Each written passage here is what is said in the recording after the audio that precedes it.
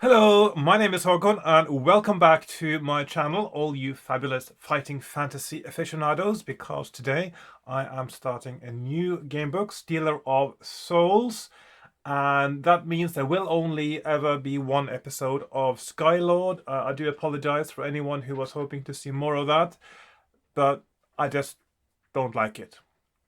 Too random, too weird, etc., etc.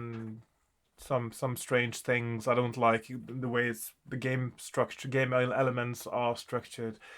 I'm just going to move on from there and do something else. Stealer of Souls sounds like a good way to go. Today I've also got a cup of tea just in case the world needs saving, which could help. So I'm going to swap to my desk view now, and there we are. And got my supplies, my book, my map slash character sheet if I need to have any character sheet items on it, pen and dice that I probably won't use, but I've got them anyway just in case. And of course my nice cup of tea. Right, I'm just going to get started. Don't know anything about this one either. Now the thing is that the last book in the series that I actually had back in the day was Phantoms of Fear. So that's the last one I bought and the last one I had. And after that, I actually didn't pay attention to what was new and what was coming out in the series. So, and I just realized this the other day that my nostalgia for the fighting fantasy game books have actually already gone past, because I've gone past the bit that I remembered and that I had that nostalgic sense for. Of course, the concept itself is something I have a certain nostalgia for, but the books themselves now are something that maybe one day, 20, 30 years from now, I will be nostalgic about, but right now it's a current thing.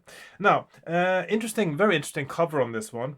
It looked like there's a kind of a phantom rat down here. Very nice posture there. The guy with a flame in his hand and a curved scimitar, and there's a Terminator in the background. It looks like a bit like the Terminator 2 one with the red eyes. Anyway, yeah, let's see what this is all about.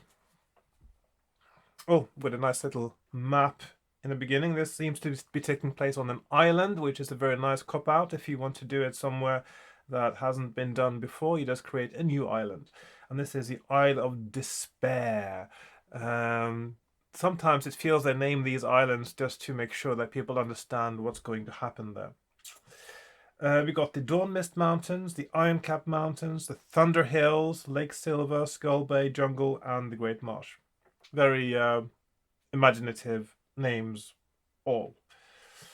Let's see.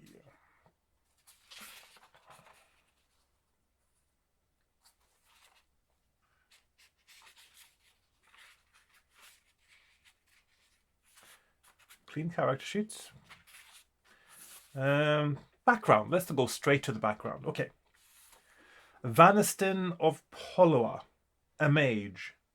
You don't know him, but he has requested your presence, and his messengers were gracious. They had even made all the arrangements, coach fares paid, money for meals, and indulgences along the way. Whatever it is that he wants, he knows how to treat a valiant warrior. And now that you are with him, you can see from his beautiful home that he is a man of means and surely of power and influence. After greeting you, he has breathed simply one word to begin his proposition to you. A name. Whoever has written this likes his ellipses too much. Anyway, there's too many dots here. Anyway, his origins may be unknown, but his is a name whispered in secret places, and it has come to your ears before. Mordraneth. Dark mage, a man of guile and cunning, one who has mastery of arcane secrets, shunned by good magicians, a dealer in death and destruction who smiles as he slays. The elves have spoken of him with fear, and you have drunk Skullbuster, the fearsome brew with a grizzled dwarf veteran who slaps you on the back with the only arm he had left after an encounter with Mordraneth. You weren't certain what to expect from the man who uttered his name simply to test your reaction, but you weren't expecting this. You keep your reactions to yourself as he gazes at you. You take the time to study him. Vanistin is a powerful man, tall and strong, lean and still young. Not what you might have expected in a wizard. You sit in his sumptuous chamber, overlooking the harbour in Poloa, sipping his fine wine. You raise your eyebrows at the name but say nothing. Vanistin looks hard at you and then proceeds with his story. You've heard of him, of course. A servant of evil and chaos, a mage of no mean skill and possessed of a fiendish cunning. To defeat his purpose, we need your skill and courage, if you will accept the task I offer. Now he stops pacing the room, sits down, and his voice has a keener edge to it. 2 weeks ago, agents of Modroneth kidnapped a wizard here, Alsander, who was occupied in magical research into Modroneth's schemings. I last saw Alsander a few days before he disappeared, and he was excited and worried then. He warned me that Modroneth was using magical energies to draw power in some way from the realms of the dead, and he urged me to consult with him again when he had a little more time to study the problem. Alas, when I called upon him, he was gone, with all his notes. But by magical scrying, we have found where Alsander is, and he is still alive. Your task is not as desperate as you may have thought when I spoke Modroneth's name. We do not require you to slay him. We need you to bring Alsander back to us. He pauses to offer you more wine, and he sees that you are a little disappointed. What a scalp Modroneth would be to boast about. Vanistin is quick to counter that.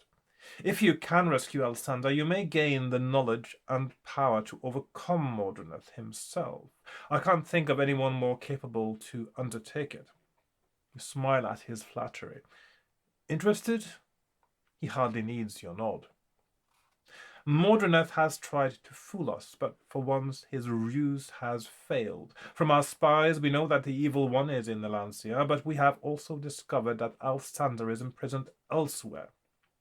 Modroneth expects us to come for him, in the belief that he has Alsander with him. Well, we won't disappoint him. A ship has already sailed for Alancia, with warriors and mages aboard. Just a diversion, of course, although we've made sure that his spies have heard of it as a serious mission. But you, my friend, will be making for the real quarry. Modroneth has hidden Alsander on the Isle of Despair, a small island just off the eastern coast of the island of Scars. Deep within the iron crypts he has hidden him. Why he has not slain him, I do not know, but this I do know. We need desperately to find out what Alsander had discovered, and we must get him back alive. And you are the warrior to do it. Only you can do it. In this case, not saving the world yet, but there you go. Tea still required.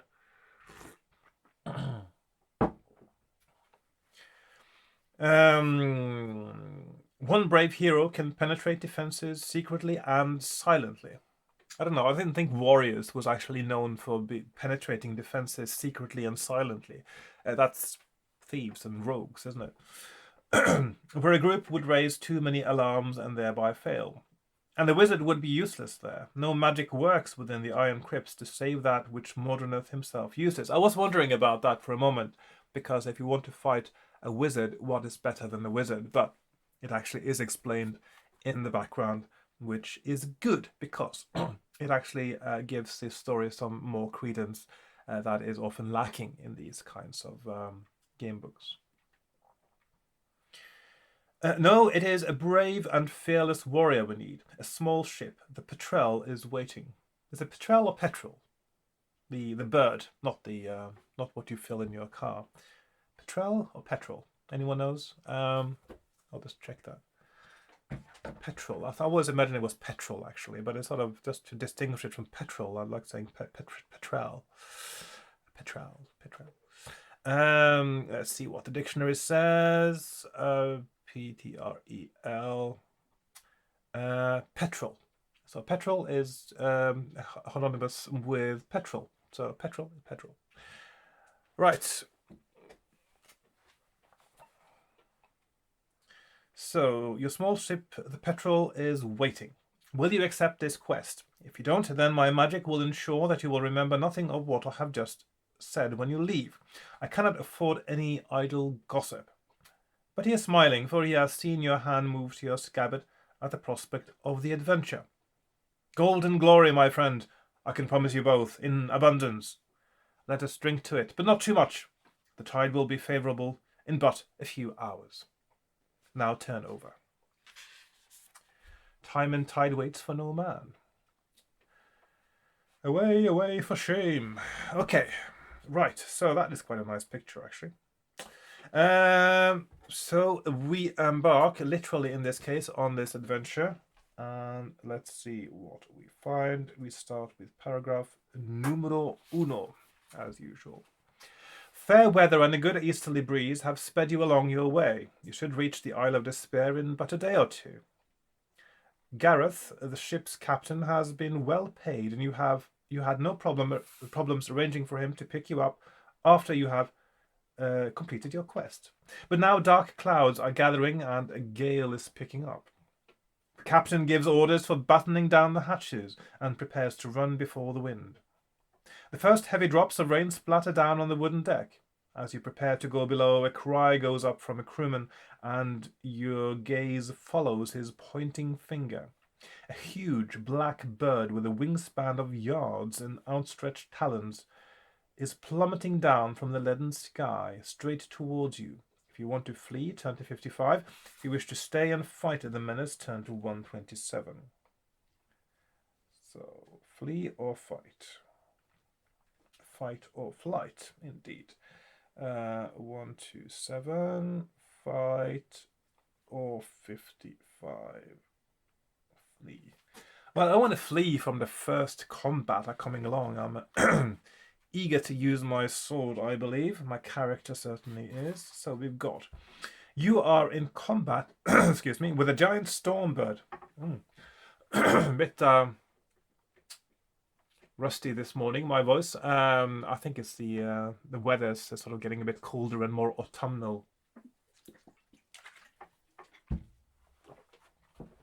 And also I'm doing this before I go for a walk. Usually I go for a walk every day, so the thing is, when you go for a brisk walk and whatever mucus is in your throat from the night would have loosened up by the time you get back home. Anyway, you are in combat with a giant stormbird. You must fight it alone, since the sailors are too far away. Are they? I mean, if the combat is more than a few seconds, they wouldn't be too far away. It's a tiny, tiny, tiny ship. Come on. Too far away and can't get to aid you through the rain and gale and lashing waves which spill onto the deck. Now that doesn't make any sense, but there you go. Giant Stormbird, skill 8, stamina 12. If you win... If you are slain by the Stormbird's slashing talons and cruel beak, your first adventure has ended here. If you win, turn to 167. I'm going to win, of course. No other options. Okay, 167. Did you turn your back and try to flee before fighting the Stormbird? Oh, okay, so if you try to flee, you actually have to fight it anyway. If you did, turn to 347. I'm going to put that over there. 347. If you did not attempt to run away, turn to 223. 223. Fled, question mark. No. I'm just curious now to see what happens if you did try to flee. If something changes. They'll think you're a coward and turn back. The ship's crew are glad to see you win, but they also saw you try to run away, and mutterings are heard about cowardice. Oh, yeah. So that's not good, is it? Maybe it leads to mutiny at some point. Anyway, Captain Gareth and his men congratulate you on your bravery. You may take provisions from the ship's galley in order to recover any stamina points you may have lost in your combat with the Stormbird. Well done, Gareth says, but this encounter troubles me. It is very rare to see such a bird in these latitudes. Perhaps someone already knows of your coming and has attracted such a creature by magic. Yes, that is a possibility, yeah. This is not a good thought on which to settle down to sleep, but you get a good night's rest, and in the early morning you feel refreshed and ready to set out for the Isle of Despair. Turn to 143.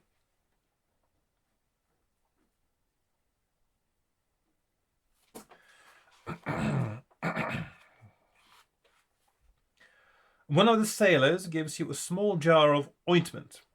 He explains that on the Isle of Despair there may be insects which bite and spread disease, and this will help repel them.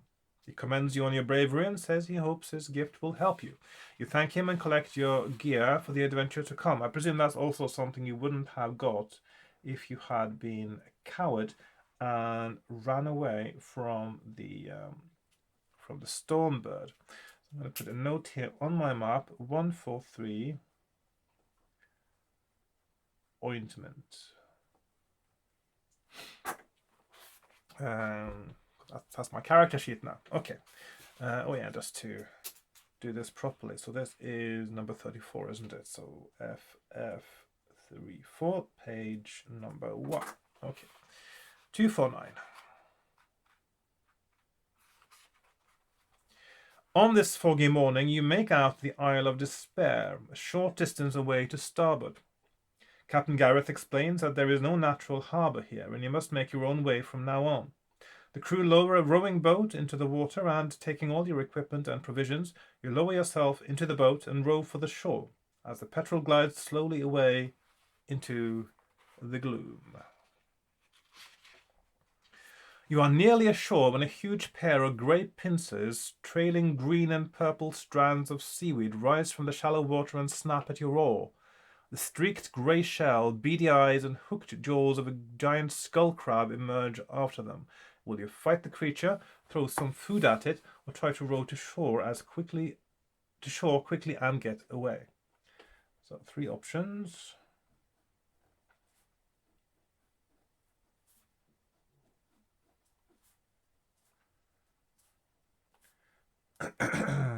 Fight, feed, or flee.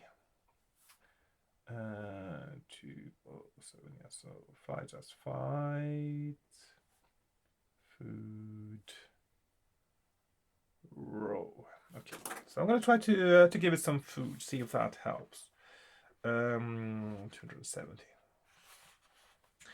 You throw some food towards the crab, which grabs at it and misses. You now have time to row away while the dim-witted crab finds and gobbles down the food. Reduce your provisions by 1. You row to the shoreline without further incident. Turn to 102.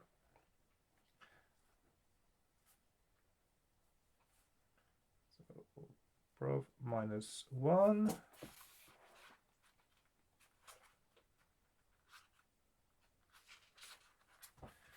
You beach your boat and look around. To the west is a trail leading south towards the hilly interior of the island, and to the south there is a tall white cliff which bars your way. Appearing out of the wispy mist to the north looms a huge figure, a giant almost 16 feet tall. That's the gentleman here in the picture. Clad in green, and his hair a tangle of kelp and shells that he wears for decoration. He is muscular and carries a massive club. "Hello, human," he booms. Will you attack him, greet him in return, run away to the west? Right, so...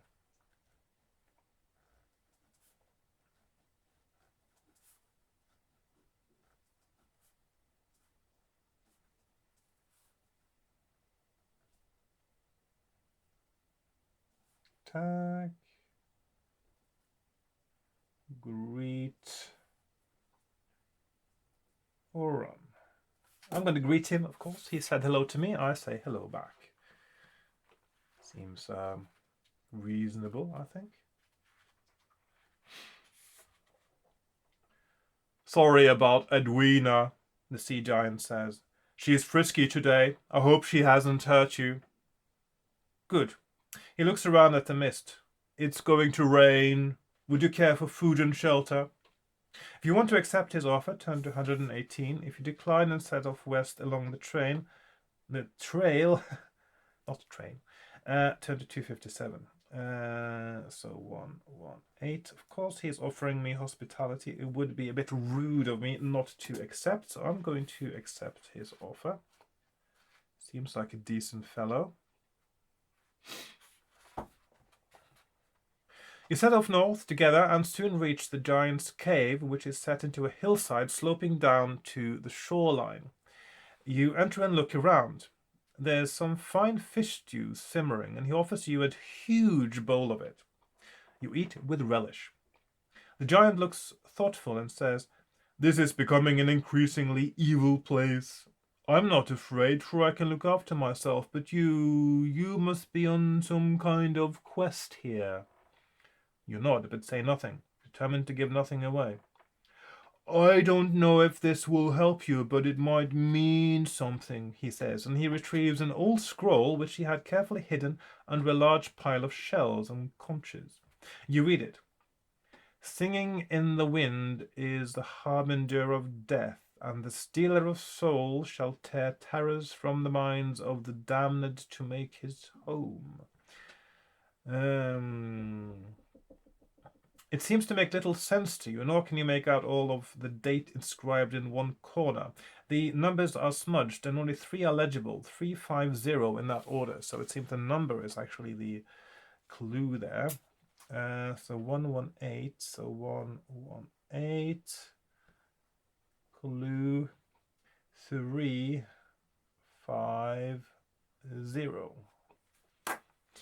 But you thank the giant. He tells you that you can keep the scroll. Add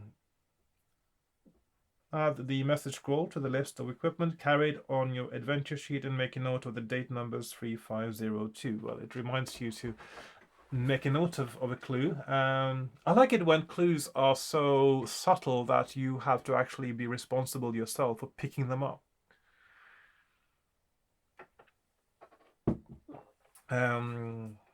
But yeah, it's also for kids, isn't it? This. Soon it begins to rain heavily, and you stay in the giant's cave for the night. The next morning is sunny and clear. The giant wishes you well and gives you some salted fish, enough for 3 meals. So you set off to the west to seek the trail leading inland, not the train, but the trail. There we are. 257. And there's no difference. The same paragraph whether you left now or the day before, which means the rain actually doesn't have any bearing on being left out in the rain, doesn't have any bearing on the adventure, it sounds like. And also there's no other things that happen relative to time, whether you spend the night with the giant, which means the only reason to spend the night there is to get provisions and the number clue, without which perhaps might be impossible to solve the game. So it might actually be a crucial thing. Just like tea. Okay, so I'm going to put a circle there to indicate that that is part of the correct path. You set off west along the trail. Misty drizzle begins to fall and you feel wet, uncomfortable, and miserable. At midday, you must stop and eat a meal. As you take out some food, you find that the damp has seeped through your backpack and some of your food is spoiled. Food does not get spoiled by getting wet. You can still eat it. Why do they always do this in the fighting fantasy game books? You swim across a river and your provisions are spoiled. No, they're not. That's just utter nonsense. It means they're wet, not spoiled. And also, why on earth would you go out on an adventure in the wilderness with provisions that could be spoiled by getting wet? And if you did, would you not be packing them in a way that made them not get wet? Oilcloth bags. I mean, seriously. It's not exactly rocket science. People have been doing this for tens of thousands of years. Okay, so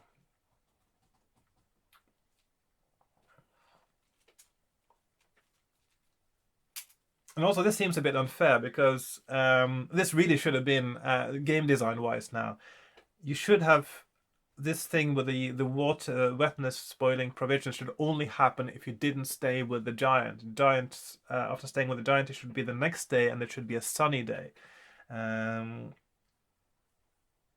Sort of by merging those things together, they've actually made it less of a correct choice to stay with the giant. Anyway, turn to 38.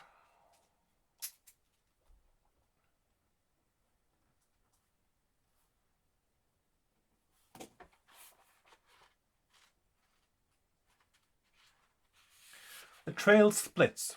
You can either head north, where you can see hilly terrain and bracken in the distance, turn to 238, or you can continue west along what appears to be a fairly well-used mud track.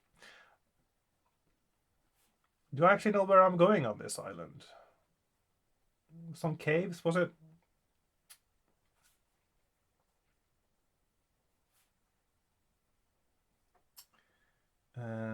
So that is hill track. I don't really know exactly where I'm going, am I? I'm going to try for the hills.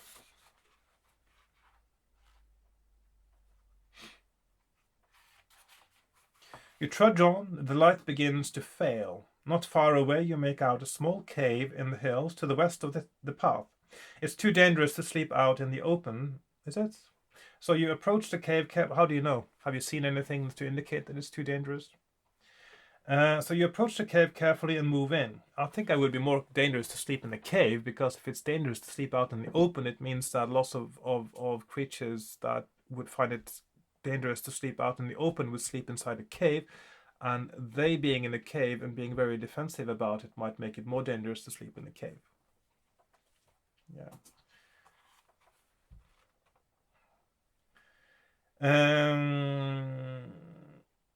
So you approach the cave carefully and move in. It looks empty, so you light your lantern and peer into the gloom. The floor is littered with rocks, but not too wet. Do you want to settle... Rocks that are not too wet? Anyway, do you want to settle down to sleep immediately, or check under the rocks on the floor first? That's a weird thing to do, but there you go. I want to check the rocks first, I believe.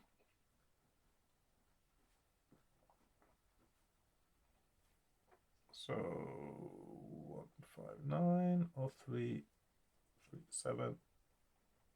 Sleep or check.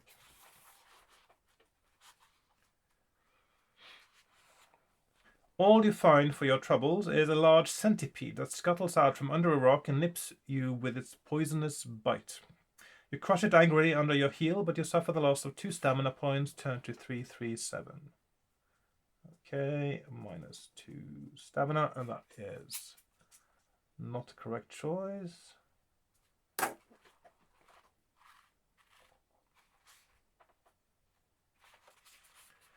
You must eat another meal before sleeping or lose 2 stamina points. After you've eaten, okay, I suppose that's... sometimes the game books do this, where you have to eat not to lose stamina rather than eating to regain stamina, or a combination of them, which makes sense when you have a journey that takes several days.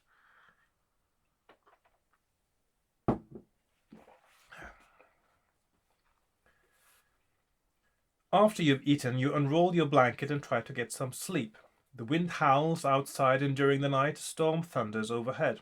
But you snatch a few hours of sleep, enough for you to get reasonable rest. Turn to 10. Oops, wrong color.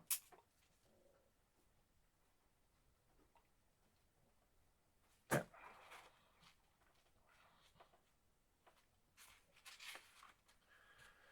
Just before midday, you notice that the trail ahead is petering out and the hills are getting very steep indeed. This can't be the right way. Suddenly, a weird croaking voice sounds from your left. Greetings. Have you lost your way? You spin round to see a very large grey lizard with a yellow ruff of skin folds around its neck, poking out its head from behind a rocky outcrop at you. Do you want to attack the lizard, stay where you are and say hello or something similar, or run away back south? Okay, again, we have options that are not just randomly attacking anything alive, which is good. That's quite nice, actually. You already had two encounters where it's a little bit ambiguous whether it's someone you should be fighting or not. All these games, they usually is a lot of the time, every time you see something that could be dangerous, it's just kill it right away, and then or they attack you, and it's a bit simplistic. I think I quite like how this actually gives you some agency and moral choices as well, because it means you're building your own character in a way around your choices. So I'm going to say hello.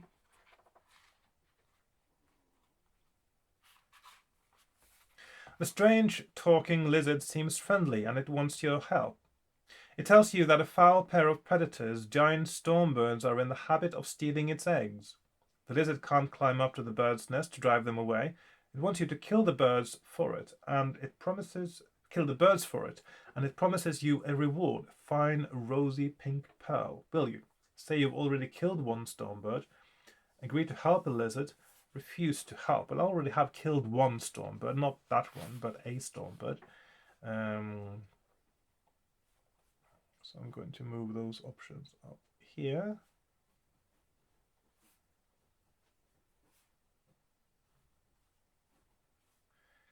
Uh, 3, 7, 8, 2, 5, 6, 1, 1, 9. Fuse.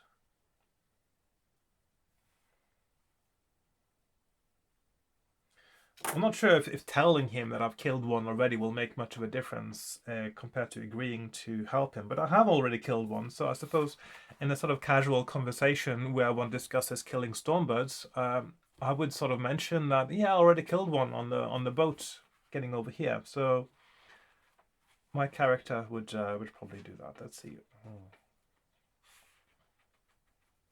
Good, says the lizard. So you won't have any trouble with the other one that's left, will you? There is no answer to this. Turn to 256. Okay.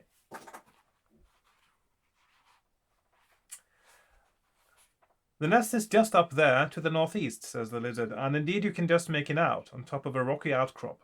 There doesn't seem to be anyone at home either. Perhaps you can climb up and ambush the birds as they return. So you set off for the nest. 206.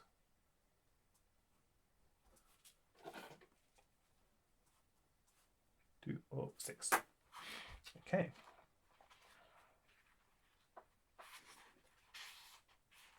You reach the rock face and begin to climb up. It's a tricky, slippery surface, and you curse at the mosses which make it so hard to get good hand and footholds. Surely the lizard would be the perfect creature to actually climb up here and kill the stormbirds, so you could go sneak up and kill their eggs and stuff. But yeah. Roll 2 dice and check the total against your skill. So, skill. If the total of the 2 dice is less than or equal to your skill, you make it to the nest. Turn to 368. 368. If the dice roll is greater than your skill, you fail in your attempt to climb and fall back. Deduct 2 stamina points caused by the fall. If you fall, you can attempt to climb again, but each time you try, you have to roll 2 dice and compare the total rolled against your skill as before. Yeah, okay. If you want to abandon your mountaineering attempt and return south, turn to 119. Okay. So I am, of course, succeeding in my skill test, obviously, because otherwise I'd be playing the game in a different way. So you clamber into the nest. There are 2 eggs here, and you espy gold glinting in the nest as well. But Mother Stormbird is swooping down from the sky. You must fight her. If you win, turn to 288. 288. 712, yeah. You search through the nest and find 3 gold pieces. You clamber safely down from the nest to see what reward the lizard has for you. The lizard looks very pleased when you return. 1,000 thanks. Here are rewards for you. It opens a scaly paw and gives you a splendid rose pearl worth 12 gold pieces. I still think it's a bit weird whenever gems in these games, and that starts already in Warlock of Firetop Mountain, when the gems are listed as how much they're worth in gold pieces, when that has absolutely no relevance to anything. Yeah. So 288. 288. So we got rose, pearl, small silver medallion, silver medallion, which has the palm of a hand etched upon it. I'm not sure exactly what this is for, says the lizard, but it's some sort of magical protection against evil. I hope it will be of use to you. You take this and wear it around your neck. To help you on your way, the lizard also gives you a small dose of a potion which will enable you to run quickly without getting fatigued. So a potion of... let's call it potion of running. Thanking the lizard for his gifts, you quaff the potion and speed away. Okay, you already used it. Speed away south and then turn west to get back on the right trail. Turn to 349. How do I know that's the right trail? Because, well, I suppose I've been told this is not the right trail. 349. So I'm going to quite suitably now move 349 to the next sheet of paper.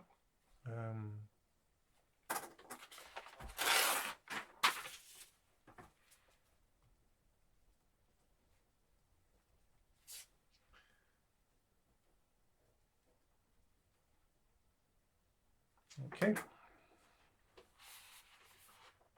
349. So that might be some of these also sound like these are part of a correct path where there are items that may be useful later or even crucial, essential to the mission. We'll find out. You make good progress along the trail, but as the sun begins to set, you see no sign of a safe place to sleep. There are hills to the north and only the continuing trail in the west.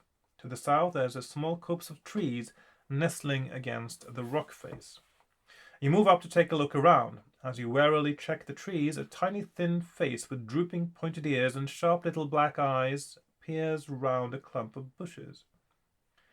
Are you looking for somewhere to sleep? The tree sprite asks shyly. You nod your head, and he raises up a tree trunk and fumbles at something out of sight. And then he throws down a rope hammock. Get up in the trees, he urges. There might be a wolf about, or worse. He dances away through the high branches and is gone. You take his advice, clamber up a tree, rig up the hammock, and settle into sound sleep. Do you have any treasure? If you do, turn to 158. If you don't, turn to 103. That's an interesting distinction. Let's see what happens. 158, 103, treasure. Or not. Okay.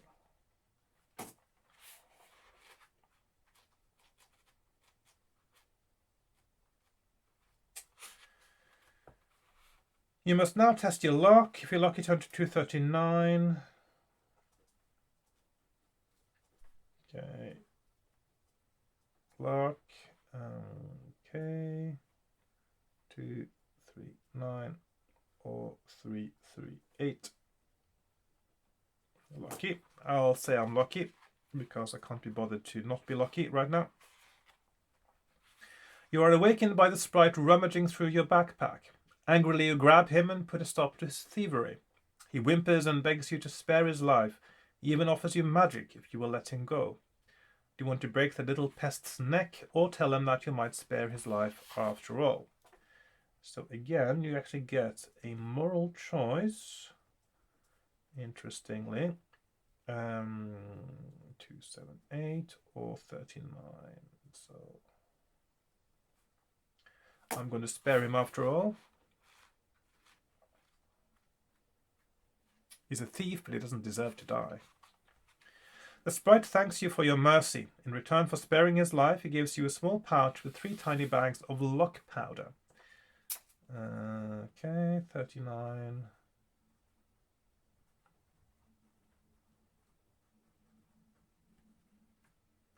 Three times luck powder. Add these to the list equipment. Each of these bags contains a sprinkling of magical dust, which, if shaken in your hands, will restore 1 luck point. You may use this magic to restore lost luck points at any time except during combat. Shamefacedly, the sprite promises not to disturb you again. Spirit and sprite, by the way, is exactly the same word. If you read, like, for instance, your Spenser and Shakespeare, you will notice that very often the word spirit, even if it is written as spirit, is intended to be pronounced as 1 syllable, which means it actually was pronounced sprite. So, or at least that's the modern equivalent of, they might have said sprit in those days, but sprite, modern pronunciation. So, single syllable spirit is sprite. And it's very useful for poets to have 2 different syllable counts for words, and of course there's lots of that in Shakespeare, where he can use different syllable counts for things to make it fit the rhythm and cadence of the dialogue. Right.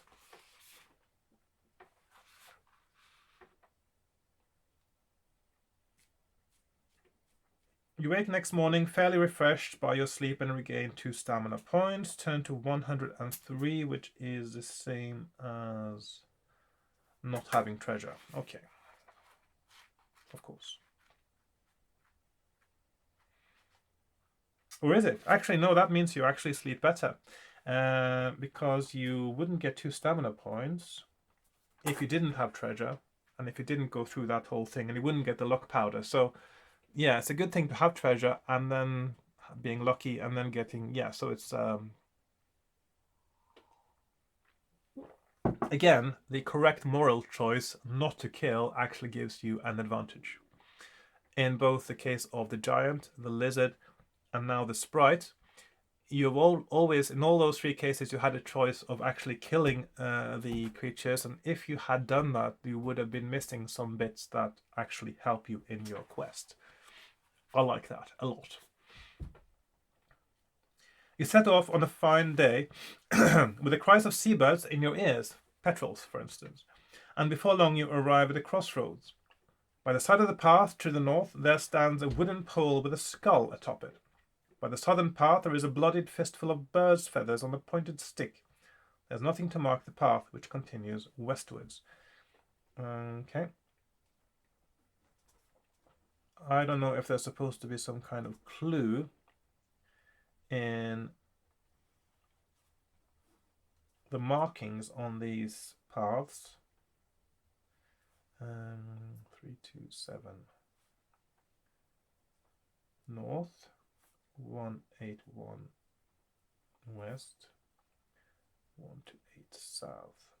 Certainly, if you get to the same point again, you will remember a little bit because of the different signposts. So, north is a skull. South is bird's feathers, and west nothing.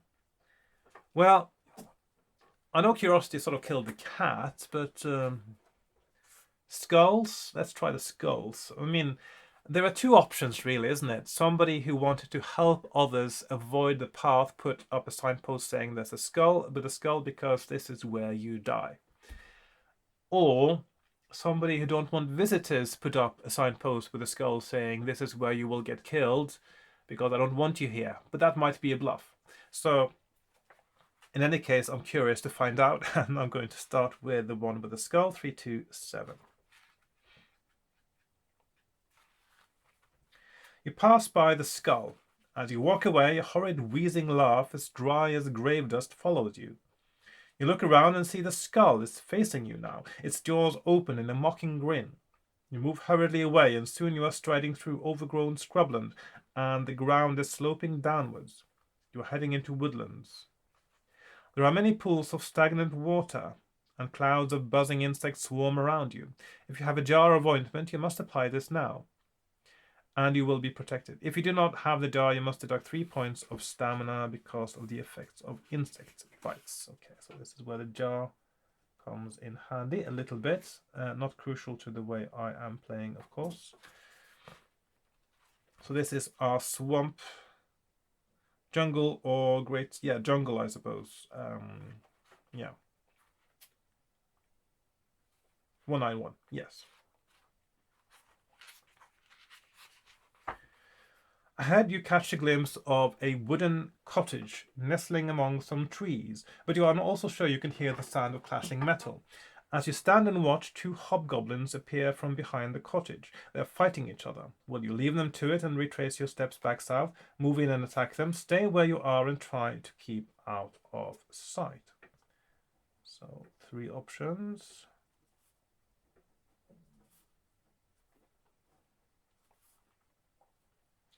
250, 87, 4311. Oops, 311, not 111. So stay, attack, wait. I'm going to wait, of course, and no, sorry, south. I'm going to wait and see what happens. 311, terrible writing. Okay, 311. You must test your luck. Okay.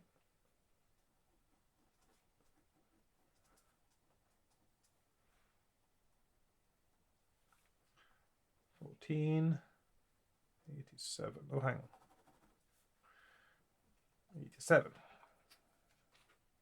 If you're lucky, turn to 14. If you're unlucky, you've been spotted and must fight the hobgoblins. So, lucky. I think the luck now is only whether you end up fighting them or not. So, if it's not a hard battle, then you might as well just fight them and save your luck point. You duck behind the vegetation, and the hobgoblins don't see you. They exchange some heavy blows, and then one runs the other through with its sword. It gloats in celebration of the kill, then moves to the cottage door. The wounded hobgoblin manages to draw a dagger and groan, its last act being to fling the weapon and pierce the other in the back. They are both dead. Turn to 135. 135.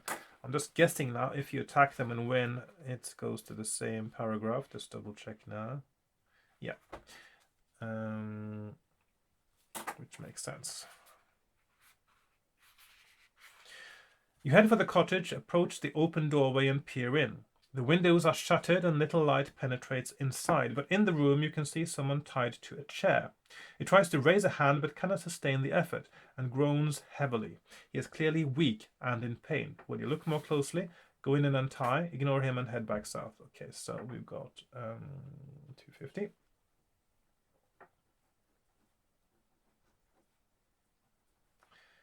$183, untie. 215, look. I'm going to check out the room before I untie him. Well, that seems a bit cruel, but yeah. You look carefully around and make out a tripwire, a couple of inches above the floor, in the doorway. Gingerly you step over it, and as you look up, you see the heavy weight that would have fallen on you had you triggered the trap. Now you can untie the old man. Turn to 71. Okay, so that was the right thing to do in that case.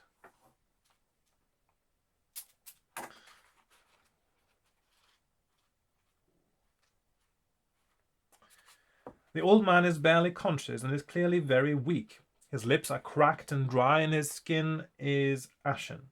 You give him some food and water to revive him. Subtract 1 from your provisions list. Slowly he gains strength and at last is able to speak. It tells you that he is a herbalist who has come to the island seeking rare medicinal herbs. The 2 hobgoblins had captured him and were arguing over which of them was to kill him. He thanks you for your help, but says there is little he can do in return, since the hobgoblins ate his food and burned all his herbs, but he would like to help you if he can. Will you? Ask him about the way to the iron crypts, ask him about the scroll, Take your leave and retrace your steps towards south. So again, 250, but also two other options. I'll just put them there. 56. Crypts or scroll 302. Maybe I should ask about the scroll. I have a feeling I'm going to find the Iron Crypts anyway. So I'm going to ask about the scroll 302.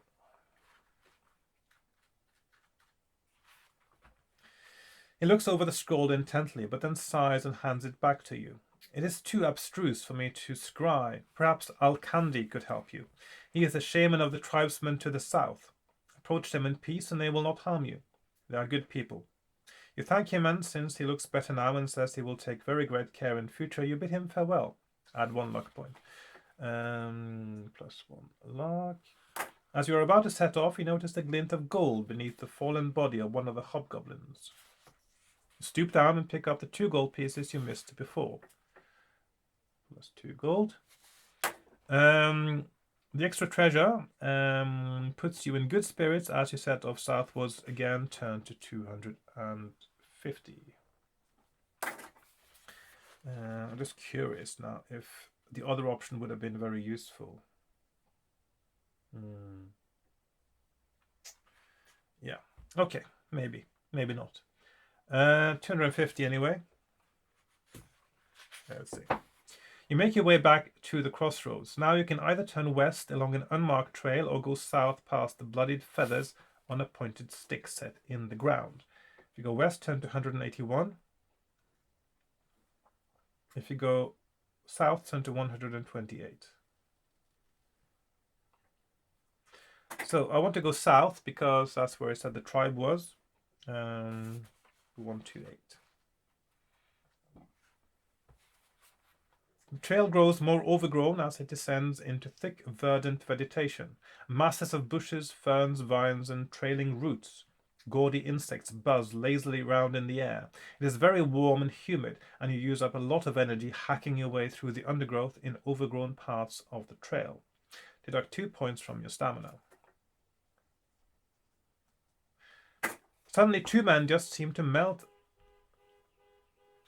out of the bushes beside the trail and stand before you.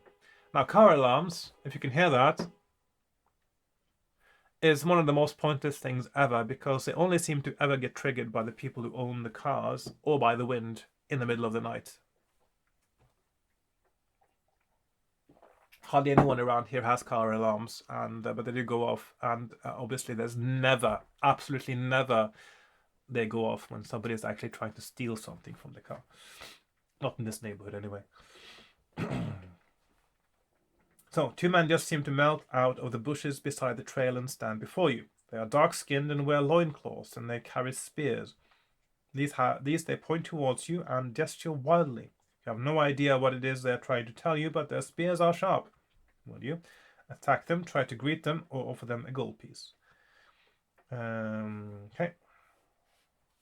Where am I? There. Yeah. Okay, so I'm going to put my 3 options there.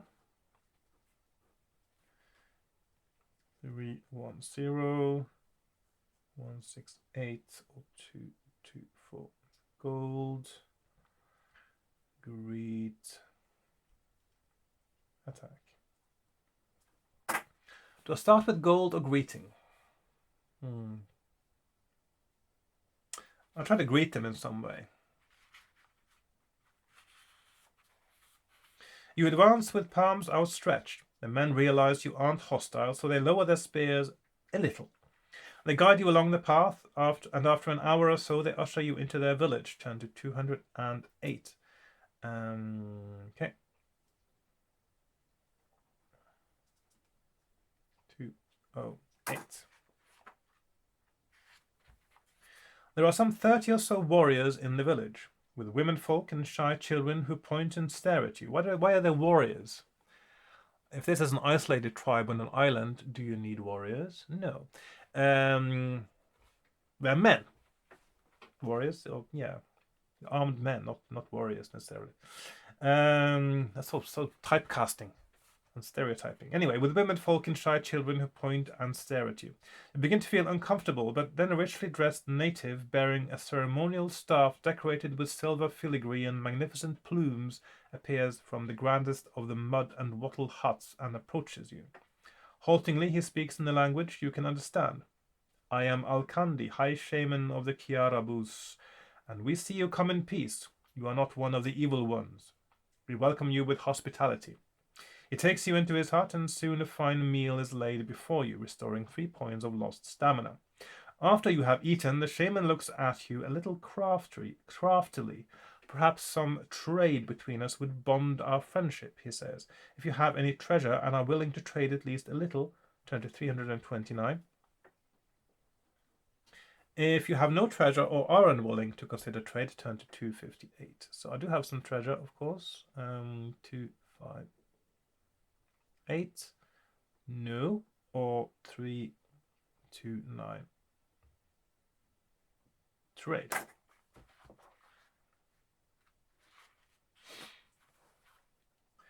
The shaman has a box brought to him by a servant. Then he lays out its contents before you. He tells you the price of each item. You may buy whichever ones you want, if you have the price.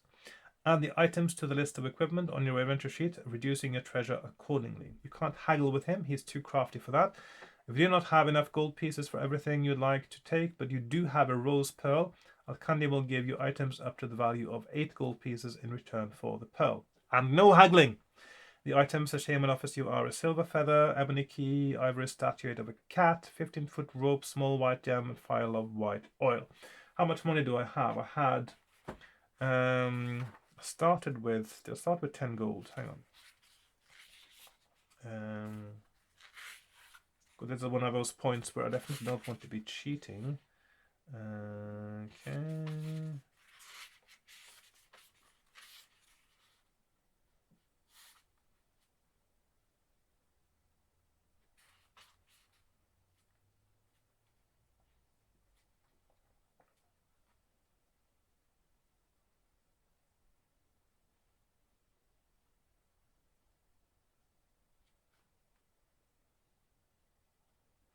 Doesn't say that you start with any gold, which is a bit weird, come to think of it. But I got 8 gold worth of the pearl. I got 2 gold from the hobgoblins. That's it, isn't it? Did I get anything else? No. So 10 gold, 4, 5, 6, 7, 8, 9, 10, 11, 12, 13, 14, 15, 16. Okay, so I can't buy everything on the list. I'll just make a note over here. 329. So shop. So silver. So presumably at least one of these items will be, maybe 2, will be crucial.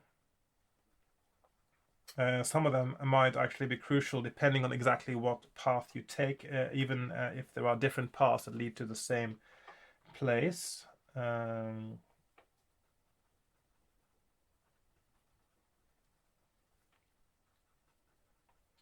of course I can't pretend I have something that I don't have. File of oil. Okay, so 2, 4, 3, 2, 3, 2.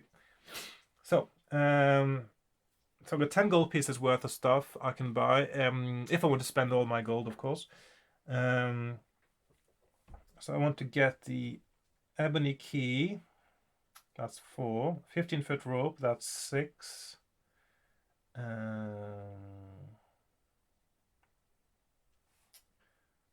And the white oil and the silver feather, that's 10 golds worth. I didn't get the statuette of the cat, and I didn't get the white gem. The white gem sounds more useful than...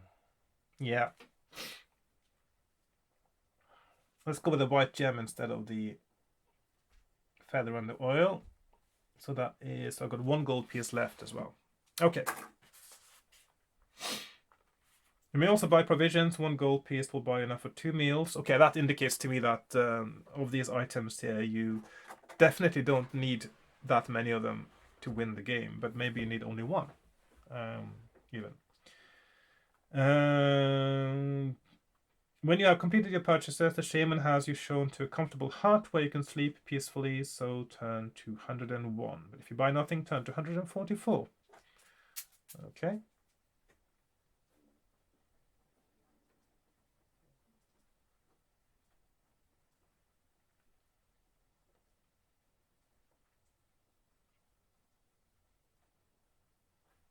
So bad things happen to those who don't trade, maybe. We'll see. In the morning, before departing, you can ask Alkandi about the message scroll, if you have it. If you wish to do this, turn to the paragraph with the same number as that written on the scroll. As you are about to leave, the shaman tells you not to turn north when you get back to the crossroads, etc. For his people have seen dangerous hobgoblins in that direction. So I'm going to start then by going to the paragraph number on the scroll. So that's just a way to prevent you from pretending you have the scroll if you don't, I suppose. 350. Let's go there.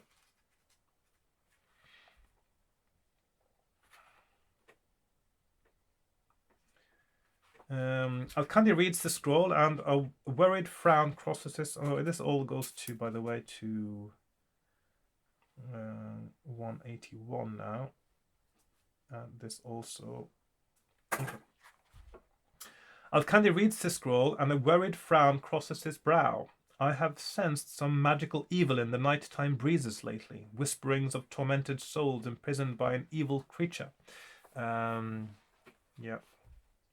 This may be the singing which the writer speaks of. The writer?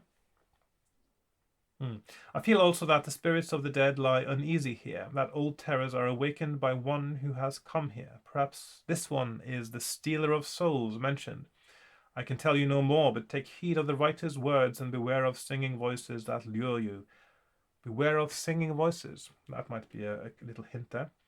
Pondering his words, he set off north towards the crossroads, and once there you turn west along the unmarked trail, turn to 181. So it looks like I did these in the right order. I actually got all of the 3 trails now covered in this playthrough, which is indicates that I've done the right thing.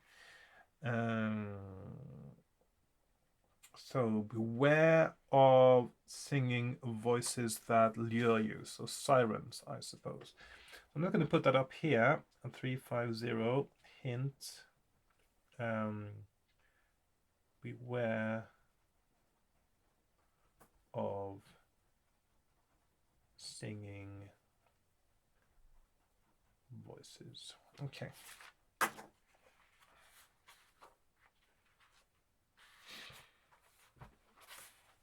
Do we have any more tea? Yes, we do.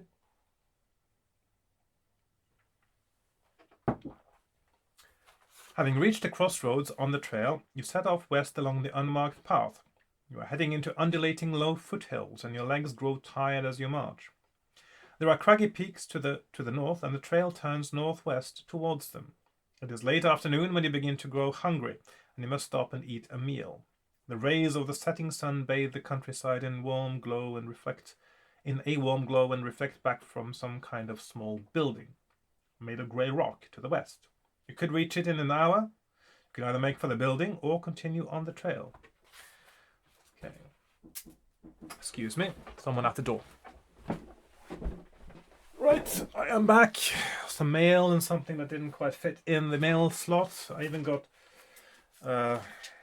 something from Hotel... Oh, sorry, I'm wrong place. From Hotel Chocolat. But this is actually addressed to somebody who used to live here before. And it's been 7 years, at least 7 years since this person was at this address. And I still get letters every now and again for the guy. Anyway. Right. 181, yeah, so there's two options. Let's see, put them over here. Building 379 or trail 53. So at the moment, I have actually done every single sort of side path that I've been able to do. So I suppose I should keep doing that and go to the building.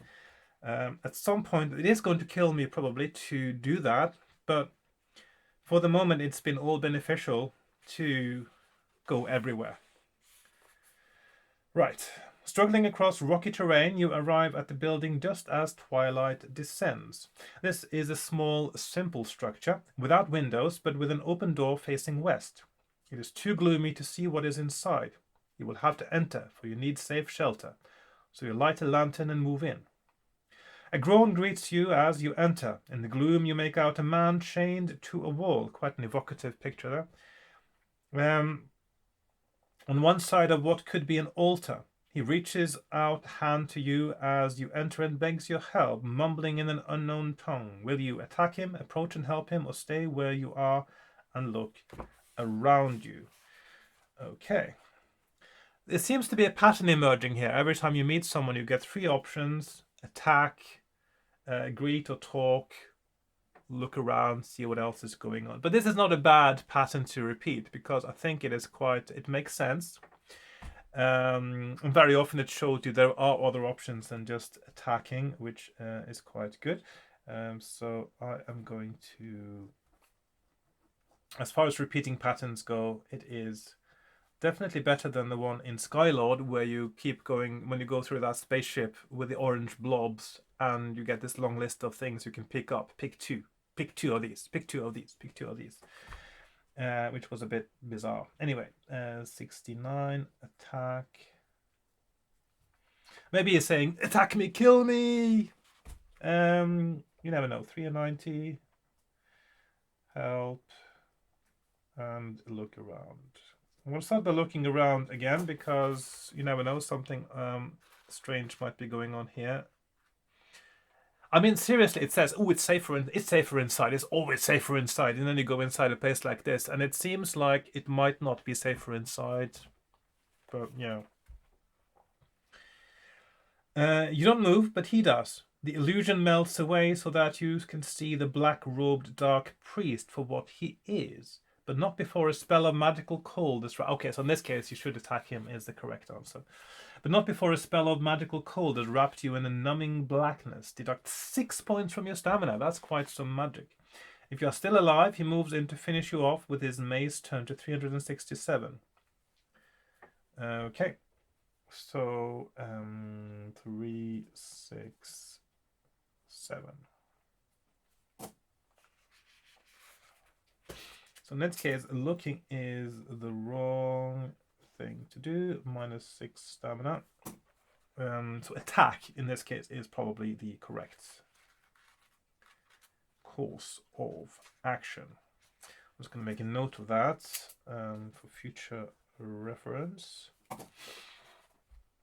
You are confronted by a dark priest. You must fight for your life against this pitiless enemy in this dark and terrible place. Dark priest, 913. So there haven't been many fights, but of course they are quite strong. These beings that you have to fight. 117 if you win. Breathing heavily, you push away the body of the evil cleric with your foot. As you do so, a pouch he had at his belt spills out 5 gold pieces. 5 gold pieces. So I've got 6 now. I mean, I could go back to the shaman and buy the rest of his stuff. As you look around, it dawns upon you how evil this place is. You sense an emanation of evil from the altar, and there are dread wall paintings showing scenes of unspeakable horror. One in particular captures your attention, a black skull with livid red eyes, floating in the air above a rocky crevasse, gloating over the terrified ghostly forms of spirits of the dead. But there's no shelter to be found outside, so you will have to sleep here. Yes, let's just sleep in the Temple of Evil, shall we, instead of outside in the nice, wholesome outdoors. You look around and discover a trapdoor beneath the carpet in front of the altar. You pull the dark priest's body over it to stop anything getting in. then settle down to sleep. Now you must test your luck. Okay.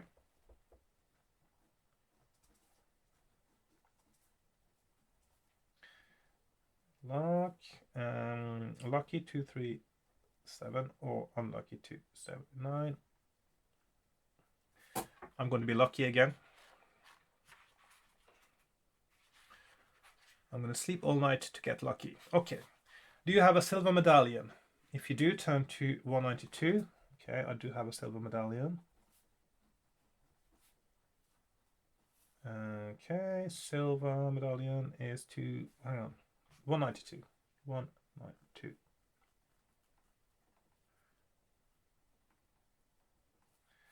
Or 9. No. Okay, I do have one, so 192. In your sleep, you have a peculiar dream, which you recall vividly when you wake up.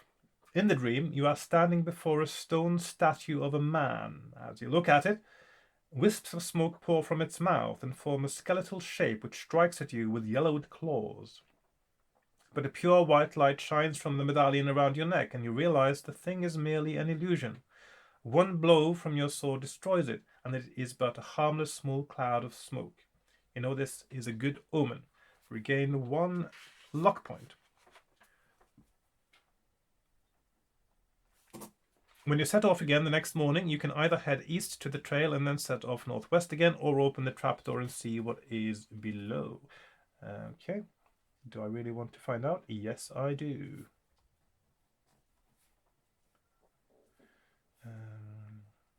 57.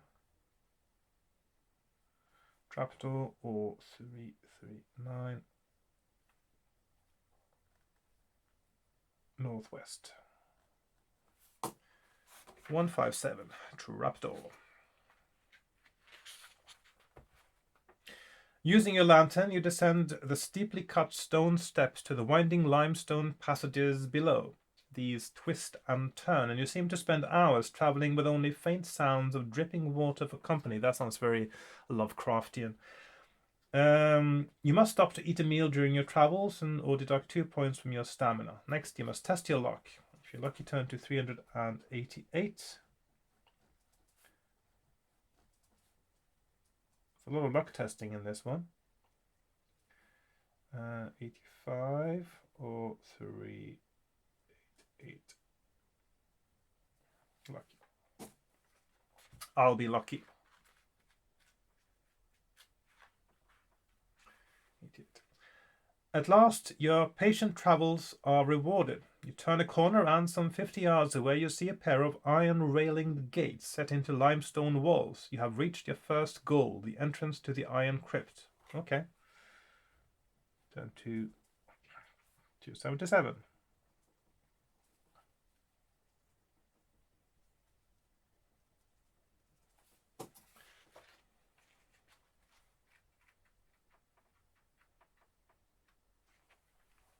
You may have found the entrance to the crypt, but the iron bars are a definite physical obstacle to further progress. You can try to bend them by sheer strength if you wish. If you try this, turn to 40. Alternatively, you can just wait, keeping out of sight to see if anything comes along.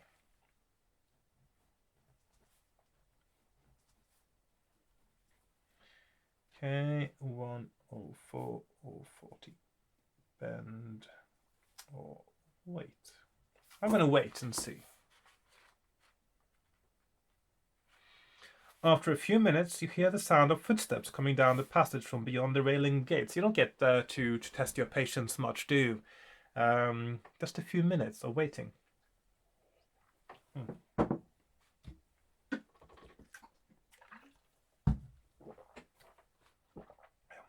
Taking a careful peek, you observe a goblin who is standing idly by them on the other side.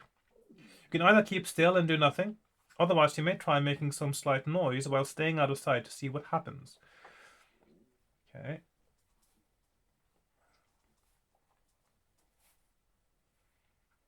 Eight or 348. Now, if I make a noise, he might be alerting others without opening the gates, or he might come to check.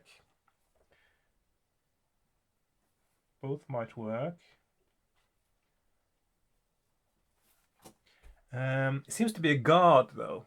So maybe his job is to go and check if there's a noise. I'm going to make a noise. Because it doesn't seem like he's planning to open the door.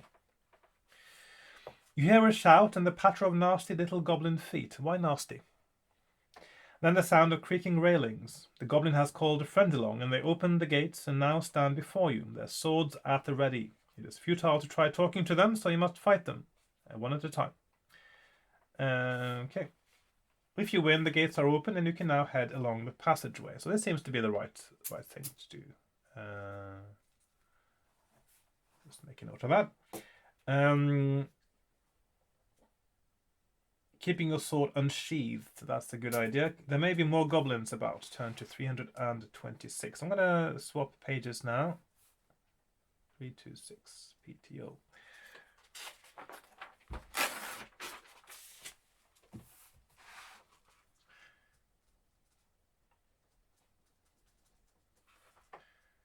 So we have here 3, 4, 6.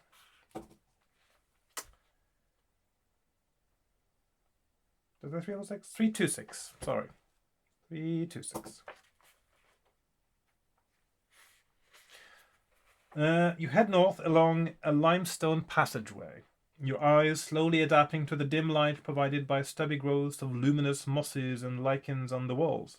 There's just enough light to see by, and you're less likely to be spotted if you don't use your lantern. The passageway eventually bends round to the west and stops at a dead end, but the dead end is suspiciously smooth. As you carefully touch it, you realize that the rock is just an illusion. There is a door here. Keeping your sword ready, you turn the door handle. It gives, so you walk through. Turn to 120. 1, 2, 0. There always has to be a dungeon crawl, doesn't there? A dirty, cluttered room, crudely finished and with doors leading in several directions, greets your eyes, but you have no time to take in all the details. There are 2 goblins here, and they leap up to attack you. In the doorway, you can fight them one at a time. So we got here 300. Now we're back to our mindless fighting, though. Fair dues. A quick search through the room and the goblin bodies reveals nothing of interest or value save for a pair of bone dice they were playing with. Okay, 300. Bone dice. If you wish to take these, add them to the list of equipment on the mentor sheet. Yeah, blah, blah, blah. There are 3 other doors in this worked stone chamber, and all appear to be easy to open. Will you? North door, west door, or south door? North, west, or south? So, 377, north, oops. And 205 west, or 267 south. I'm going to try the west door, 205. Beyond the door, a passageway stretches out before you, ending at a T-junction. From here you can go either south or north. Okay.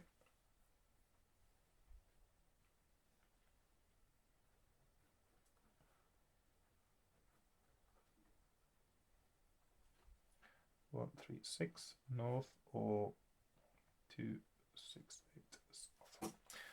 I'm gonna go north. 1, 3, 6. You head north along the passage until you come to an eastward passage. Opposite this is a faintly carved wall carving of some kind. Will you look closely at the wall carving? Follow the passage north. Take the passage east. So north, east. Retrace your steps back south. Or look at the wall carving. Okay, that's...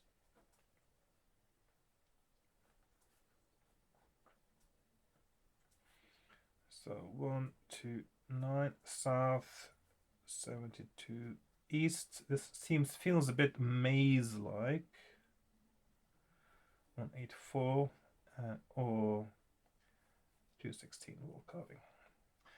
So north carving. I'm going to check out the wall carving, of course. The carved and scratched marks on the smooth wall depict a horrible scene. A man in black robes stands over the body of an elf, and his outstretched hands seem to be conjuring something from the head and heart of the body. At first this looks vague, almost a smoky cloud, but as you look more closely you begin to see the outline of a venomous spider, with wings taking shape in the cloud. Fully formed, the spider strikes fear into your heart. Somehow you know that this is a dreadful enemy. Deduct 1 point of luck. Luck -1. Now will you take the North Passage, East Passage, or South Passage? I'm going to go south, actually, just to see how this is structured when you go back where you came from. You press on south, ignoring a turning to the east, which only leads to the Goblin's Room. Turn to 268. Okay, so then you get to 268. Okay. You head south along the passageway, which then turns west and opens into a chamber lit with flaming braziers. Braziers. I'll go with braziers. Standing in the doorway, you can just make out steps that lead upwards at the far end of this chamber, and a large stone statue standing before them. The statue, sculpted in stone. The large stone statue is sculpted in stone. Would you believe it? Is nearly 10 feet tall and has the head of a horned bull atop a man's body. It is not moving, and as you creep into the chamber, it does not react to you. Your heart beats strongly as you enter. Will the statue attack? To find out, turn to 366, although that is not much of a choice, is it? So, can't have a labyrinth without a minotaur. 366. As you set foot in the chamber, the statue raises its right hand and grates out. Give me a gem. Will you attack the statue, give the statue a gem, do nothing for the moment, or try to run past the statue to the stairs? Let's give the options over here. 2, 3, and... it's going to get a bit messy, this map now, because of, well, labyrinths are messy. So 84, attack, 3, 2, 3, nothing, 8 gem, or 340 run. Now I don't have a gem. Did I? Well, I did get. Yeah, I did buy a gem actually, so I do have a gem. I want to attack it though. I want to keep my gem for something else. 84. You are fighting a stone golem. It strikes at you with its hard stone fists, and it is not easy to parry or strike successfully with an ordinary sword. When you succeed in hitting your adversary, you must roll 1 die. On a roll of 1 or 2, your blow is ineffective and does no damage. Okay, so 8, 10, special rules. If you win, you take the stairs, pop past the shattered golem, turn to 287. 287.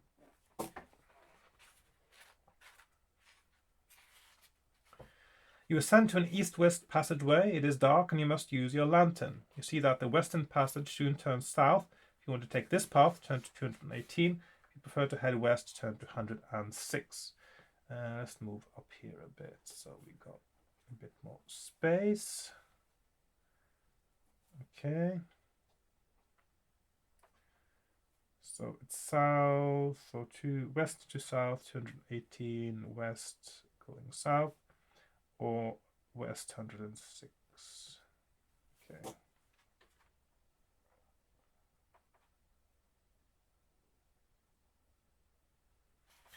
East-west passageway, the western passage turns south, or if you prefer to head west, 106. That seems like an error there, that one of them should have been east, surely. I'm going to go 106 anyway, regardless of what the case might be. Now the passageway branches. You can continue on eastwards. Okay, so it said west, but actually that's a typo. It should have been east. Or you can take a side turning to the north. Daylight gleams faintly from the northern passage, but you can also hear faint rending sounds that are not at all pleasant coming from that direction. you wish to go east, turn to 253. If you wish to go north, turn to 155. 253. 155. I'm going to go east, 253. You head on towards the east, and eventually you come to a turning to the south, but only a few yards down it there is a wall of thick, acidic smoke which is too choking for you to pass through.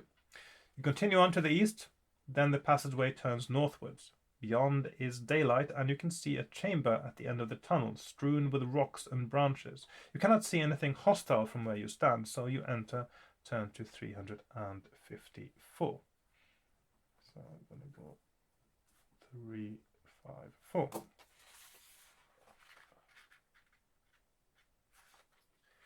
As you enter the chamber, a figure opposite you stirs. A strange creature with the body shape of a man, but one who has feathers, great wings for arms, talons for feet, and a beaked face. He looks at you suspicious. What would you call him, a man then? Wouldn't you call him a bird? Yeah. He looks at you suspiciously from this perch on the ledge, which is open to the skies. Will you attack him, talk with him, or offer him a gift of some kind?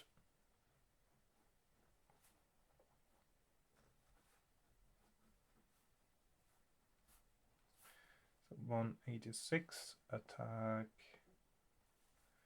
322, talk, or 67, gift.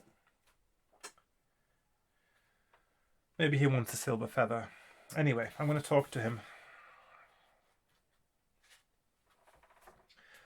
The birdman speaks haltingly. Clearly he is not able to speak the human tongue very well. In his low, croaking voice he tells you this is an evil place and that his people are being driven away by creatures and evil magic, which are taking over the mountain, creeping up from the iron crypts below. He thinks they have a prisoner of some importance, but knows no details. He becomes uncomfortable and will say nothing more. He flies off. Turn to 292. So you do need to give him a gift if you want to get something from him, it seems. Just want to check what, since obviously I save my game all the time. Do you have a silver feather? Okay, I was right. So he wants the silver feather. So, because I don't have the silver feather now, but it seems that is something that can make a difference. So let's put that up here. 83 silver feather, or 235. Okay, 292. After the birdman has flown away, do you want to travel south and west back the way you came, 314, or westward along the other passage which leads from this roost, turn to 122? Okay. And this is quite something that might be easier to sort of get a grip of if you map it out geographically, rather than flowchart it like I'm doing. 122, 122. Oh, that's not the right thing to do. 122 or 314. So south and going west, back where I came from, or west. I'm going to go west, 122. You take the dark tunnel to the west, using your light source to illuminate your way. You step into a high cavern with a vaulted roof. From the ceiling encrusted with stalactites, water drips, nourishing thick growths of grey and white fungi which cluster on the floor. You can just make out a passage exiting to the west of where you stand. Do you want to continue on westwards or try eating one or two of the fungi? Yes. Always an option that one should have in a game book, because obviously that is what you do, isn't it, when you encounter a strange fungus growing on a wall. Sort of like, what would that taste like? I wonder. So it's a miracle that your warrior would have survived to adult age if that's the kind of stuff they do on a regular basis. I'm just saying. So 51, west, or 3, 4, 5. Fungi. I'm going to go west because I'm not stupid. The passageway winds on to the west and seems to come to a dead end, but you can make out faint rays of daylight through the wall at the end of it. Clearly someone slipped up when installing this illusion here. Cautiously you poke at the wall and find that you can step through it safely. As you do, you see that there is a passageway going south which you could take. If you do, turn to 42. Alternatively, you could follow a narrow passageway that goes north into a daylight-filled chamber from which you can hear a low cawing noise and the sound of something being horribly ripped apart. Which I have heard before somewhere. 385, I don't have the same.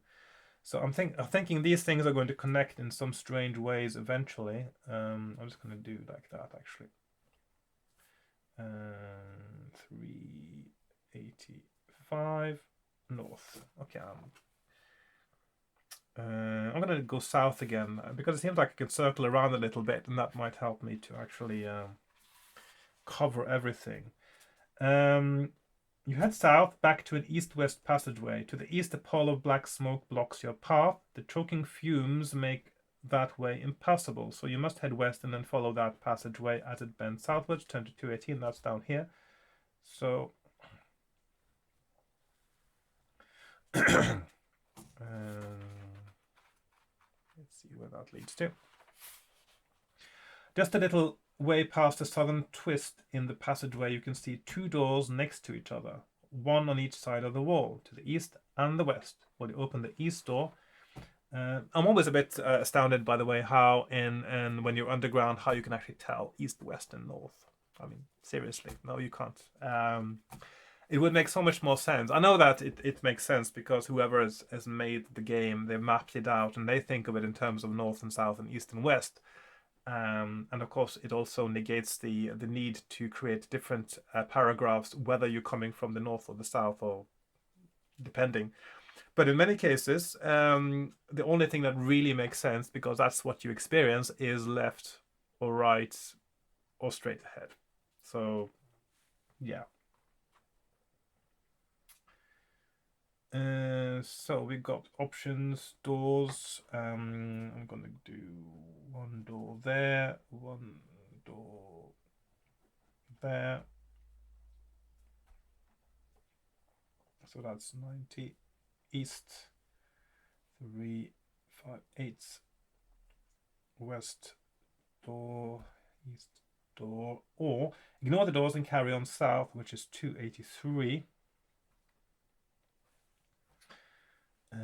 Okay, I'm going to move that over there to 83 south.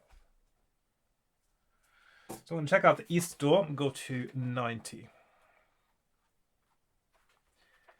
The lock and hinges on this door are very rusty, and the door looks very solid. Will you try smashing down the door? Try using an ebony key. Try using the bunch of keys. Try using the phial of white oil to lubricate the lock and or hinges of the door, or give up and try the west door. Okay, I did get the ebony key, didn't I? Yes. That's a lot of options. So 358 is one. I'll give up and head south. Okay, so that's another option as well. So you also can go over there, and then we have too many options for this. Okay, I'm just going to have to move my options up here. 1, 2, 3, 4 options. 1, 2, 3, 4 options.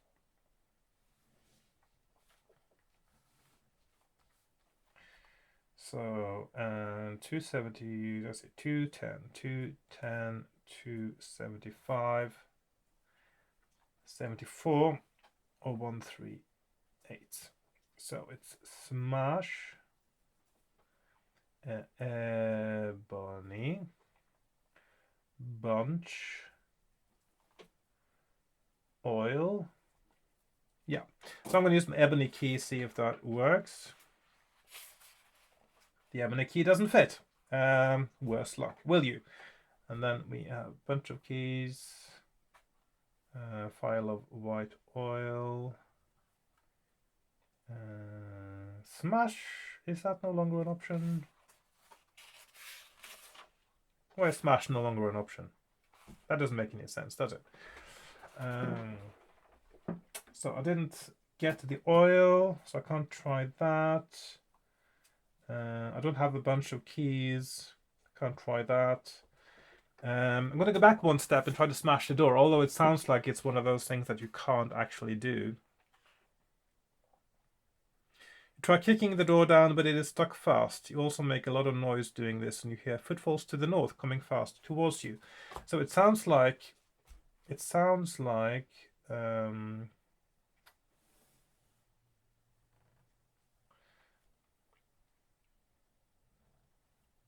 what you need is the bunch of keys or the oil in this case. Just double check now, just to. I know that is kind of cheating to look ahead a bit, but 3, 8. Yeah, the oil actually does work here. So it sounds like, so at the moment, following the path I've been on, you've actually had a use for the feather and the white oil, which are the two things that I almost took with me, but I didn't. So, yeah. Of course, I don't know exactly what you gain from having those things, but at least those things are possible to use, are needed to do some things. So I had to go south to 83, and it is dark to the south, and you must have a light source to see by, your lantern or a magical sword if you have one. Oh, is that something you could have got by now? Your footsteps crunch on chips of stone. Maybe that was in the room, actually. And as you look down, you see other footprints leading this way. Vigilantly, you walk quietly on. Soon you see a small side passage to the east, which ends at a wooden door with a small iron grill in it. You can investigate this door or continue south. 227. Do I have 227? Doesn't look like I do. So I'm going to move again just out of the way. This is going to be a very interesting map eventually. So 131, investigate, or 227 south. Okay. So 131, I'm going to investigate the door, obviously.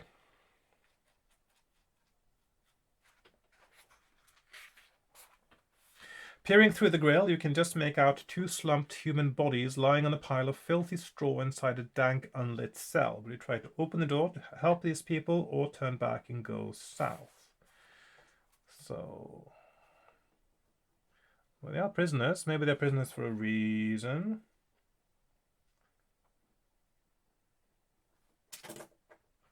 I'm going to help them out anyway. Human beings don't seem to be...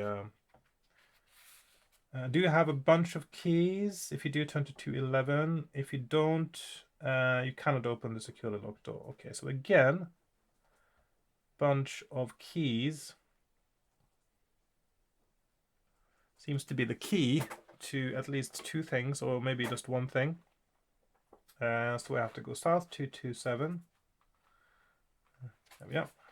You soon arrive at a door barring your way at the end of the southern passage. You hear no sound beyond, and the door opens easily, revealing light beyond. With the sword drawn, you move cautiously through. Turn to 59. So there we are, 59. And it sounds to me like this is a very well-designed little maze down here, actually, because you can go back and forth quite a bit. You enter a gloomy, dirty, and rather small room in which 2 bored orcs are sitting at a table gnawing at a roast dwarf joint. They look cruel and mean, have their swords, so you have already concluded that they are bored, cruel, and mean. Typecasting and a little bit sort of prejudiced against orcs, are we? Yeah. They attack at once. In the doorway, you can fight them one at a time. If you win, go to 264. 264. Win. The orcs have nothing but 1 gold piece. 1 gold piece.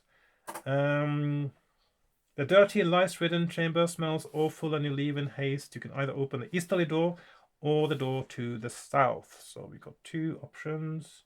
East 315, not 17, and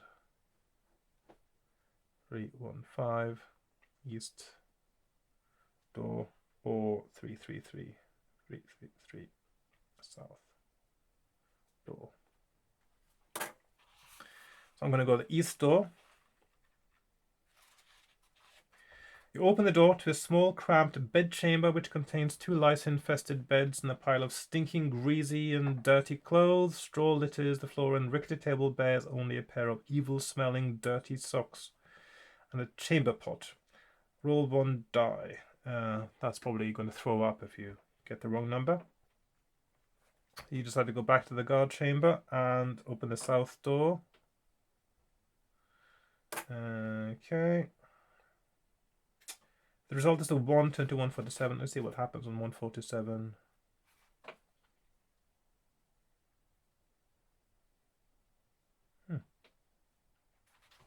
Okay, maybe I'll just see if I get a 1. I don't get a 1, so I'm not going to read that information. It looks like I actually got some useful information from it if I roll the 1. Let's see, 1.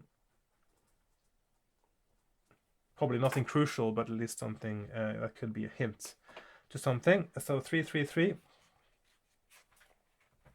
As you run up the steps, you realize that a passageway leads south beyond the door, and this is dimly lit by torches in wall sconces. Following the short passage to the end, you see that it soon turns east, however. Turns east. However, there is a plain darkwood door on the west side of the passage at the end, facing the east-turning main passageway. You cannot see to the end of that eastern passage yet. Will you try to open the door to the west or press on eastwards? So we got 34. Open the door, 34. Bingo. Or press on eastwards, 364. I'm just going to move that down here now. 364 east or door west. I'm going to check out the door in the west. Do you have an ebony key? I do. Maybe this is finally where it fits. I don't know. So 171. No, or 386. Ebony.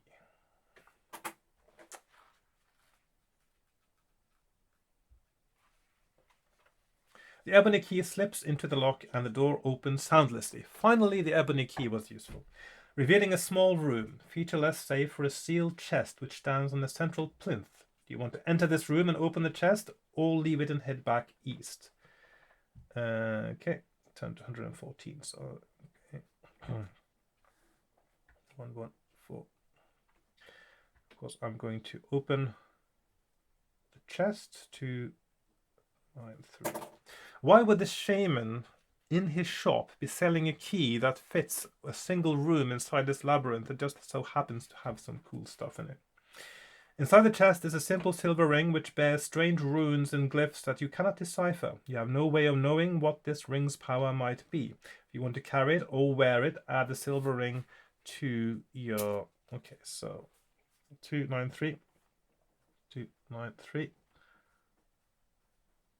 Silver ring. Then turn to 114.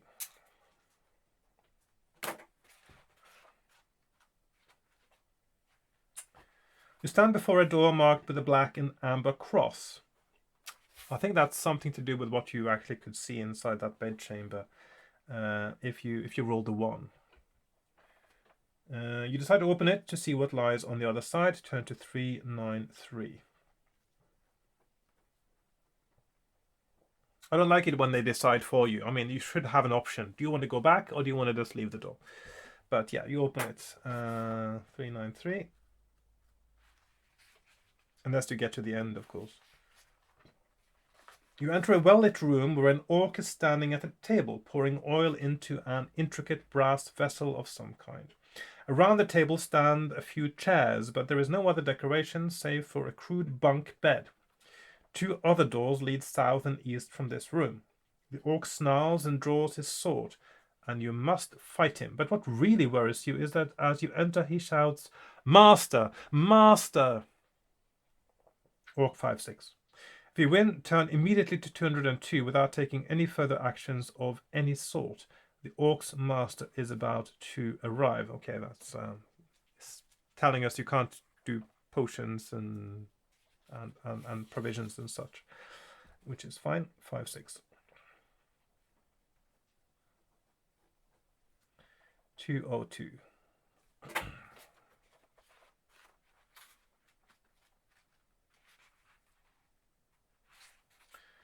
The southernmost door in this room flies open and a cowled figure stands framed, maybe like this guy here. Stands framed in the doorway. A livid blue scar bisects the left side of his expressionless face, and he waves his thin, almost skeletal, long-nailed fingers as he chants a spell. You rush in with your sword, roll 2 dice and add 1 to the number rolled if the total is less than or equal to your current skill score. Turn to 11. If the dice roll total is greater than your current skill score, turn to 66. So, skill. And I'm sort of mapping myself into a corner now. It's a bit like painting, I suppose. You can, oh, there you can see it here. So 66 or 11. Skill and success. Okay, so I'm going to go to 11. You take a swing at your enemy with your sword, galvanized by fear of what the effect of his spell might be. You don't hit him, but you do force him to duck, ruining his concentration so that his spell casting is spoiled. Cursing you, he draws from his belt a vicious double-thonged flail with wicked strips of jagged metal studded into the thick leather. You will have to overcome him in physical combat now. Turn to 321. 3, 2, 1.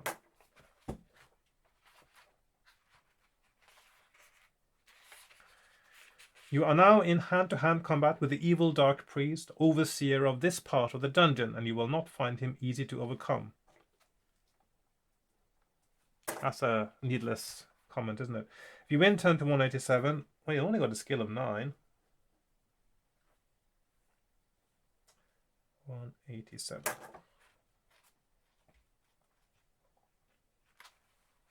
Such a hard fight, and an adversary who used magic against you. Could it be? Surely not. Although you were told that only Mordreneth's own spells would work in the Iron Crypts, this must have been a minion instructed by Mordreneth, and your job is to find Alsander in any event. Will you search the bodies, try the east door in the Orc's room, or look through the south door the Dark Priest entered by? Seriously, I'm going to run out of space down here, so I'm going to make it even more messy now by moving the map up here and get my options here.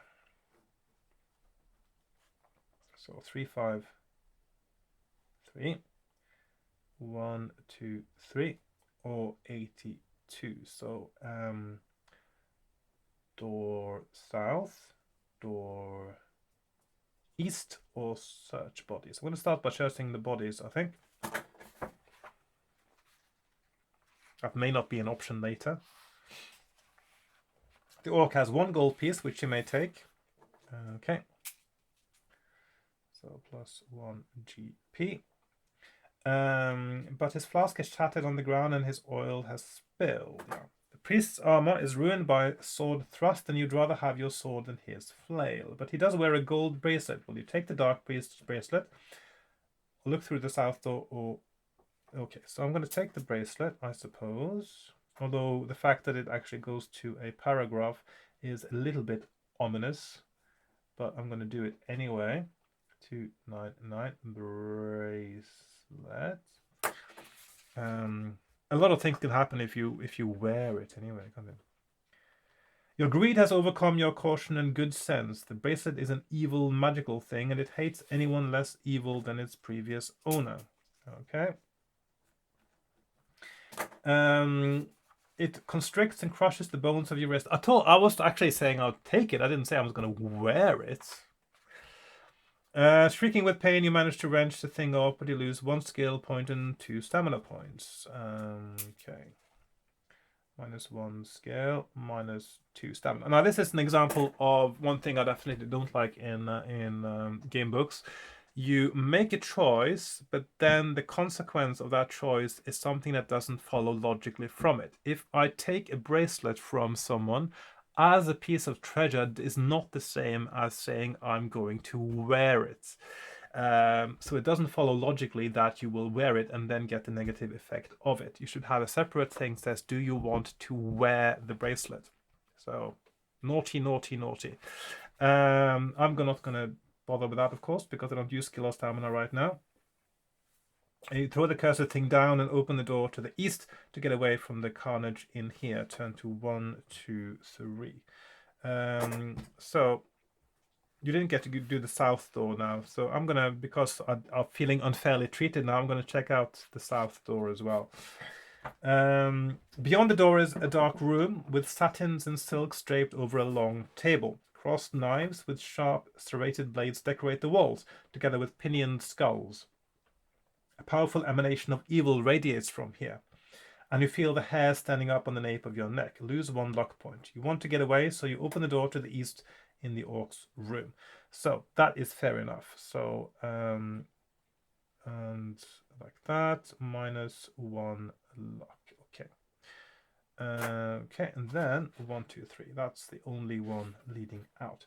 The small room beyond is plainly furnished with chairs and a small table on which you see a decanter of white wine, some cheeses, and a fruit pie.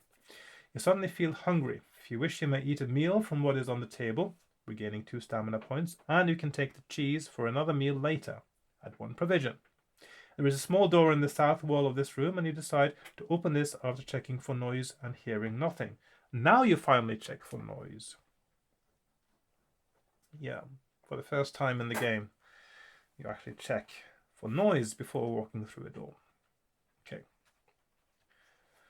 In the room beyond the small door, you quickly spot a trapdoor in the floor, which is half covered by a tatty rug and heavily barred from your side. The room is sparsely furnished. A bed with clean bedding, a chair and a table on which stands a small portable incense burner. Do you have any blocks of incense? If you do, turn to 2, 3, 3, 4, 2, 3, 4 incense. Question mark, or no, 3, 4, 5. No incense.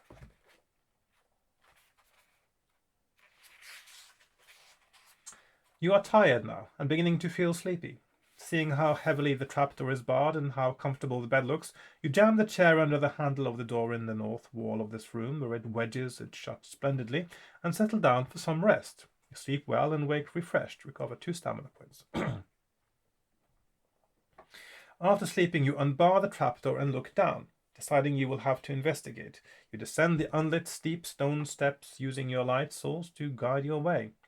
Eventually, you arrive at a landing. I suppose that's why it says light source, because it could be your lantern, but you might also have got another light source by now.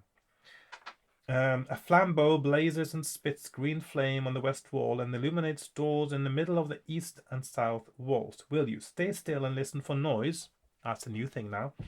Open the east door or open the southern door. So we got 3 options. I'm going to put them up here. It sounds like this is sort of whatever this maze over here was, going through this bit seems to be the way onwards to a slightly more linear part of the game again. Seemingly. Unless, of course, now these branch off again. So 27. Listen. 219 east door or 245 south door. I'm going to listen for noises first of all. Might give me a little hint as to what might be the correct way to proceed. Roll 1 die. If the result is 1, turn to 370. Otherwise, turn to 344. Okay.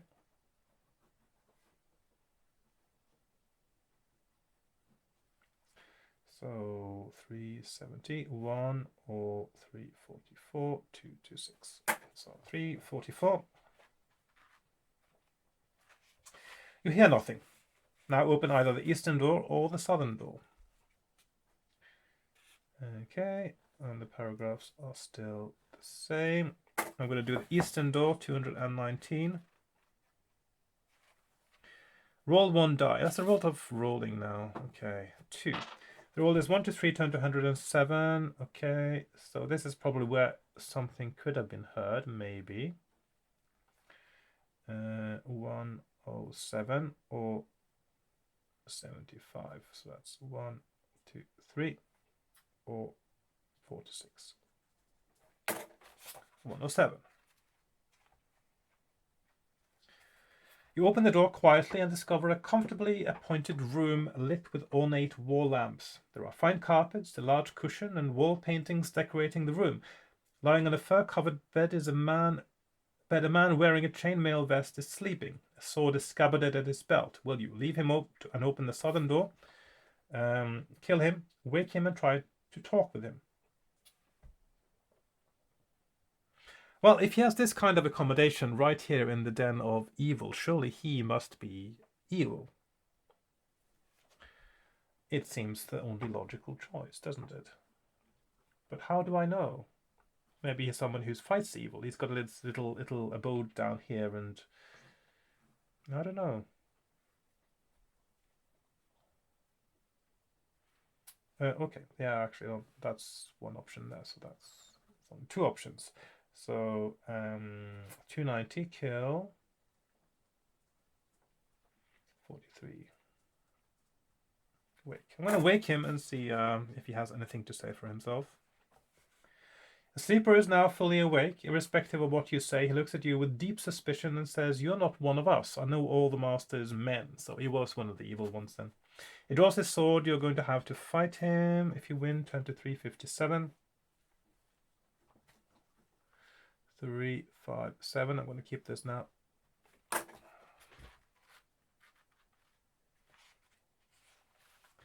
The carpets and furs in this room are valuable, but far too heavy to carry. However, looking around, you find a crowbar in one corner of the room. So 357 crowbar. Okay. And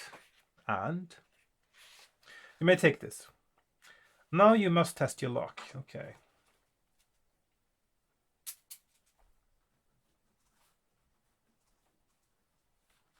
If you're lucky, turn to 163. Lucky. If you are unlucky, go to 139. Okay. I'm considering myself lucky still. While the warrior's sword is inferior to your own, his chainmail armor is definitely superior. Add this to the list of equipment, okay? When you wear it, it will increase your skill score permanently by 1 point. This does allow you to exceed your initial skill score unless that was originally 11 or 12. Okay, that's a bit daft. Yeah. Because then it actually isn't superior if your skill was 11 or 12, which usually it should be. No, that's not how the combat works in fighting fantasy. That's not how it's supposed to work. This is also the thing. It's so inconsistent between books how this thing is handled. Your skill score is your ability to inflict damage and to avoid getting damage inflicted on you. So if you in combat, that combat skill or combat attack roll skill, so as opposed to doing the feats of dexterity and things like that, like climbing, etc. So that means that a better armor will increase not your skill, but it will increase the skill number you used in combat, because it actually means you're less likely to get injured. So therefore, it shouldn't matter what your initial skill was, and it should also not affect skill, because it should affect your combat roll. And these things need to be kept separate. And not keeping those separate is one thing that has completely messed up so many fighting fantasy books and confused people no end because of the way things are worded in the rules. And it's a bit of a shame because it's so easy to fix. It is so easy to logically explain how it works, and to say that, yeah, roll this for skill. Your skill is also your combat strength number or something like that, your initial skill. And then that combat strength number is one that can be changed as you progress through the game by getting better weapons, better armor, shield, etc. It is so easy to do. I don't know why they thought that making it simple actually makes it more complicated and confusing. Anyway, pleased with your superior armor and flushed with the success of the combat, you leave this room, open the south door in the adjoining room, turn to 245. So all roads lead to 245.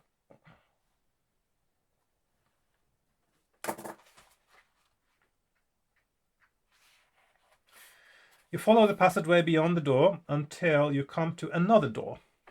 Yeah, I suppose. This is slightly ajar, and you peer around it into the room beyond. An oaken table stands in the middle of the room with a large tablecloth covering it. On the table you see silver cutlery, fine porcelain and cut crystal, and bread, meats, and fruit laid out ready to eat. There is no sign of anyone in the room, so you enter. You see that there are two other doors in the room, one in the east and one in the west wall. Well, you sit down and eat some food, open the east door or open the west door. Okay, so 3 options. Eat.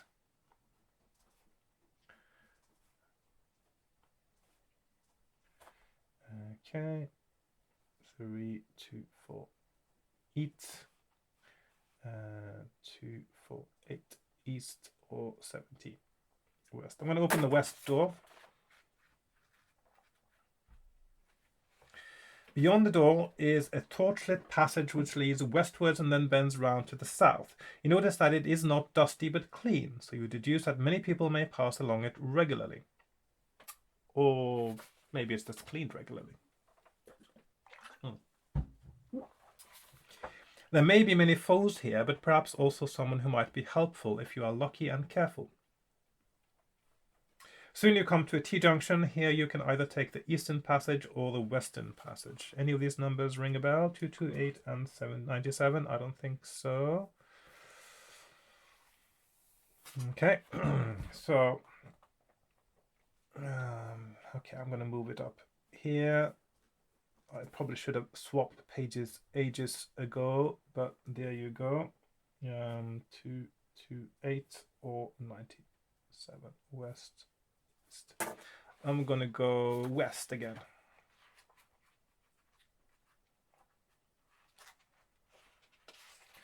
The passageway goes on westwards and then turns south again. Once more it is clear that you are treading a well-frequented path. At the end of the passage you observe a wooden door with a handle bearing an ornate door plaque, or bronze, and a silver door handle.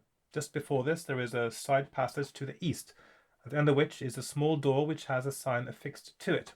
Danger, keep out. Do you want to open the southern door at the end of the corridor, or investigate the east door at the end of the side passage? Okay.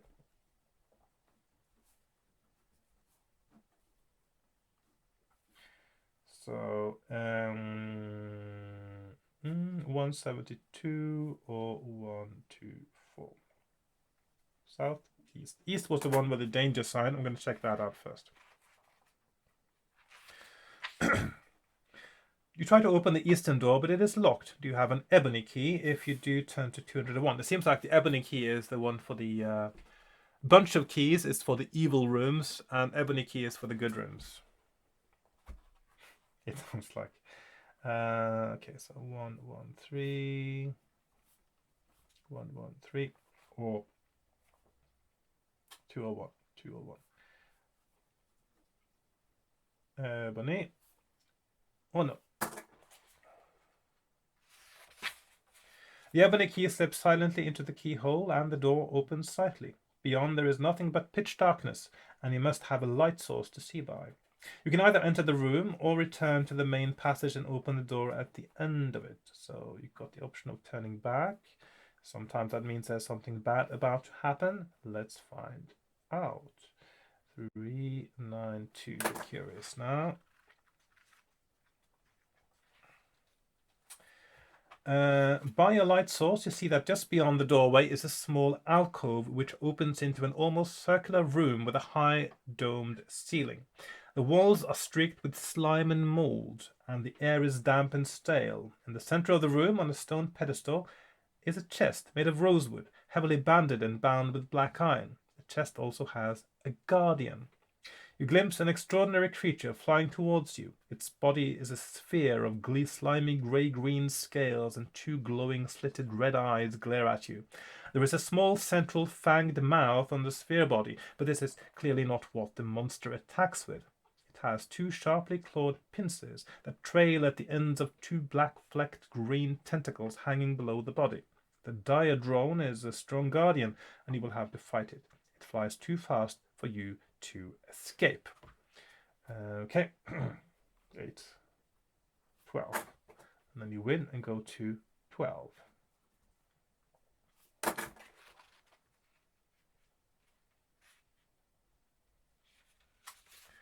Obviously, whatever is in the chest must be of value given the nature of its guardian. So you move closer to examine the chest. You try to open it. Now you must test your luck. Well, it could be something that is guarded for the safety of people, as opposed to being valuable in another sense. So lucky 399. 164. Of course, the chest could be trapped to add additional protection. So I'm lucky, of course. Always lucky. As you prod the lid of the chest, the scything blade swings up from a crack in the stone floor, mercifully on the side of chest opposite you. That was a close call. Now you may try to open the chest, turn to 246. I'm going to move back on this side. Thank you very much.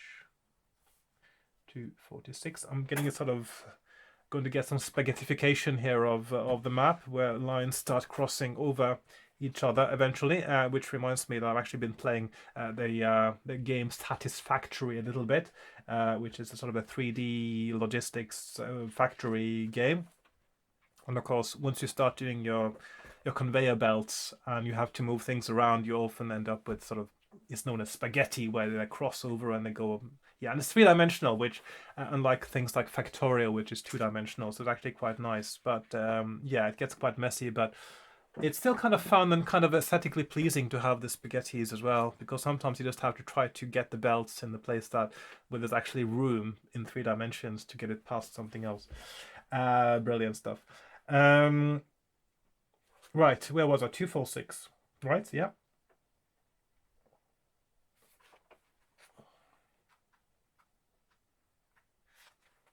You cannot easily open the locked chest without a special item to help you. Do you have an ebony key?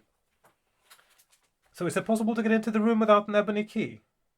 In that case, I suppose it might be, because otherwise that wouldn't need to be an option. So again, ebony key. 355 or 81. No, and ebony. Okay. The ebony key shrinks a little in size to fit the small keyhole of the chest, so it's a magical key, which springs open. However, the ebony key immediately vanishes. Oh. Turn to 153. Okay, that is interesting. But maybe this is where the ebony key is meant to go. Inside the chest you find a small casket of fragrant sandalwood inlaid with fine mother of pearl. This contains 2 items wrapped in silk. One is a bronze ring. You do not know what it does. Of course you don't. Why would you? How would you? Let's see, 153. Bronze ring. The other is a tiny platinum amulet with ornate marks etched very finely on it on a silver filigree chain. You know intuitively that this has some magical power. Let's see, I'll just put platinum.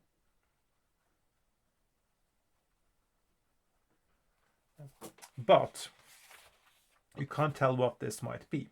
You can carry or wear either or both of these items. If you do, add the bronze ring and or the platinum amulet to the list of equipment carried on your adventure sheet.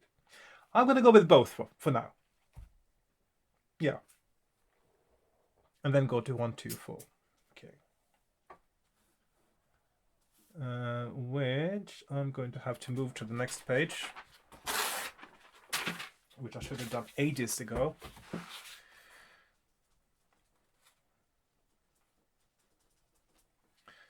So there we are.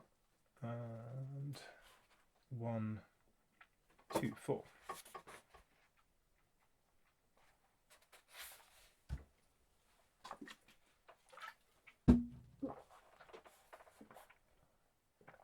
You open the door and walk into a large chamber constructed of bare stone with high walls, lit by torches which burn and spit, giving off blue light and faintly greenish smoke.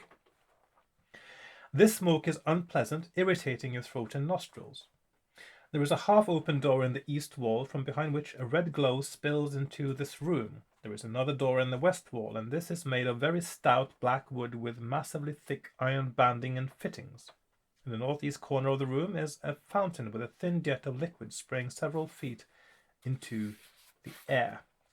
To drink some water from the fountain. Let's see. Toss a gold piece in the fountain. Make a wish. Open the west door.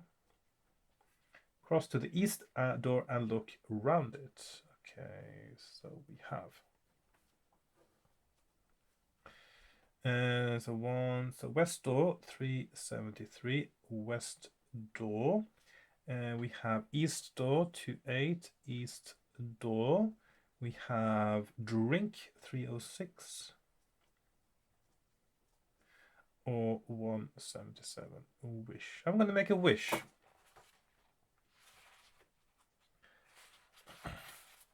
As you think about making a wish, you notice that bubbles are forming on the surface of the gold piece. The liquid isn't water, it is acid. You move away from the fountain, and now you can either open the west door or look around the east door. So, of course, drinking is then also wishing something one shouldn't be doing.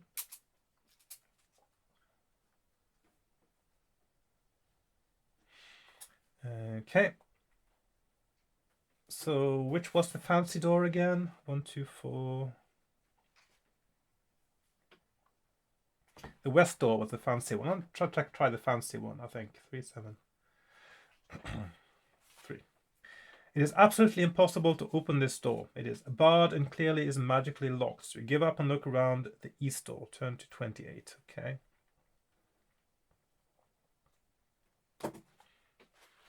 So why is the door there? You're not giving any options to open it. So maybe it's, yeah, interesting. A grim sight unfolds before your eyes as you look round the door. Fierce heat radiates from a huge metal brazier filled with white-hot coals, from which a number of branding iron handles are projecting.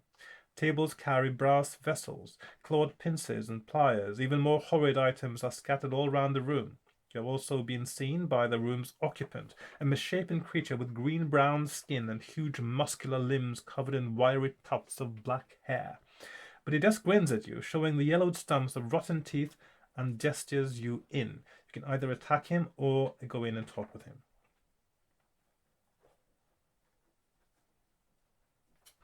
So 220 or attack or talk. I'm going to talk with him first, see if he has anything clever to say. You sit down at a table. Doesn't follow from talking, does it? With Mehrabian, the half-ogre, and he pours out a bowl full of rancid, greasy, grey-green liquid in which blobs of a yellow, fatty substance float. You wisely decline his offer of a bowl for yourself. He rubs his hands and greets you. So, you're the expert torturer, eh? Well, the old buzzard hasn't said nothing, but I haven't hurt him too much yet. Just a few burns and such. Nothing broken. Of course, I obeyed the master's command to keep... So obviously this guy's a cockney, isn't it? Why is there always these sort of evil beings being cockneys?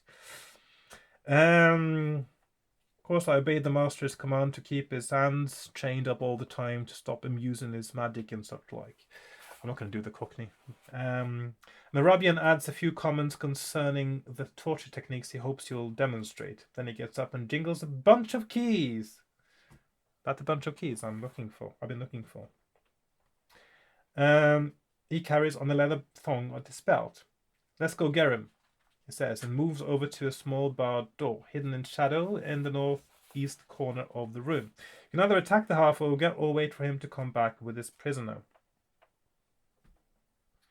So, okay, so attack or wait. I'm going to wait until he comes back with his prisoner. 383.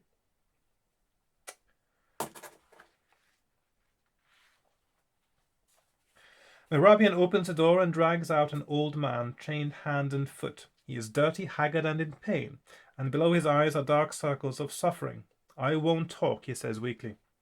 Oh, yes, you will, you old baggerwind, replies the half-ogre, kicking the man to the ground. Get him up on the rack, he tells you as he goes off to get a branding iron or two. You can either attack the half-ogre, turn to 76, or help the old man, turn to 108. So if I help the old man, I suppose I will attack the ogre when he comes back. Let's see, attack 76. Attack. I'm going to attack the ogre now, actually, and then help the old man, because then the old man knows that I'm a friend before I start helping him. You are now fighting a wily, strong half-ogre. He advances on you, brandishing a heated iron from the brazier, and you will need all your skill to beat him, blah, blah, blah. Yeah. 14. If you win, turn to 273. 273. You help the wizard to a chair and unlock his chains if you haven't already done so. You must give him either something to eat or a magical potion of healing, for he is very weak. Okay. Consider it done.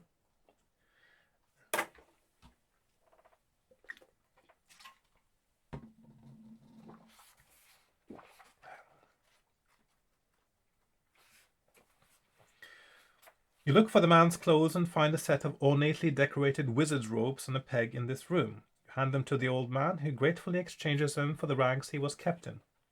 Thank you, says the wizard. My name is Alsander.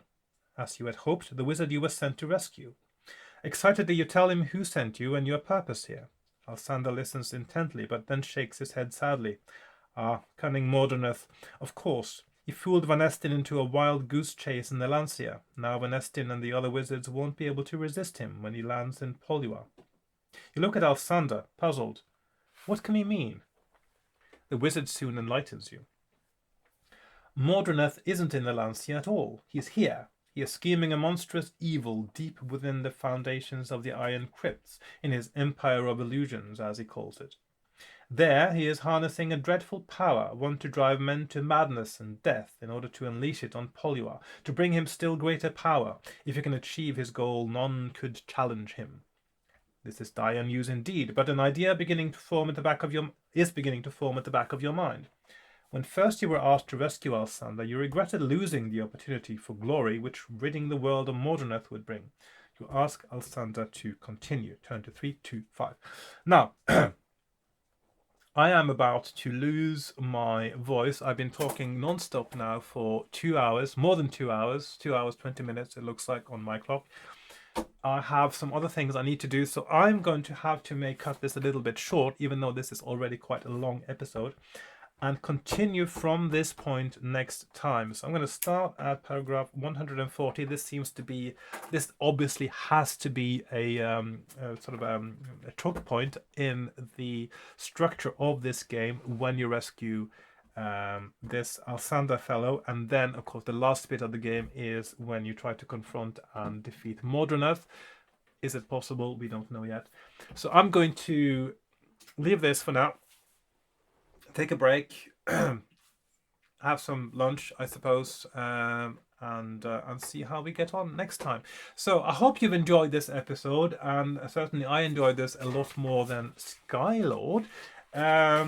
So I hope that the next episode also will be interesting for you, and let's see what happens in the Isle of Despair. So, yeah, thanks for watching, and you know how to support my channel. It's the usual stuff, of course, that you always do on YouTube. Plus, of course, you can buy my pictures on pixels.com, music on Bandcamp, and my poetry collections on Amazon, available in all good Amazon stores worldwide. So thanks for watching, and I'll see you next time. And goodbye for now. Bye bye.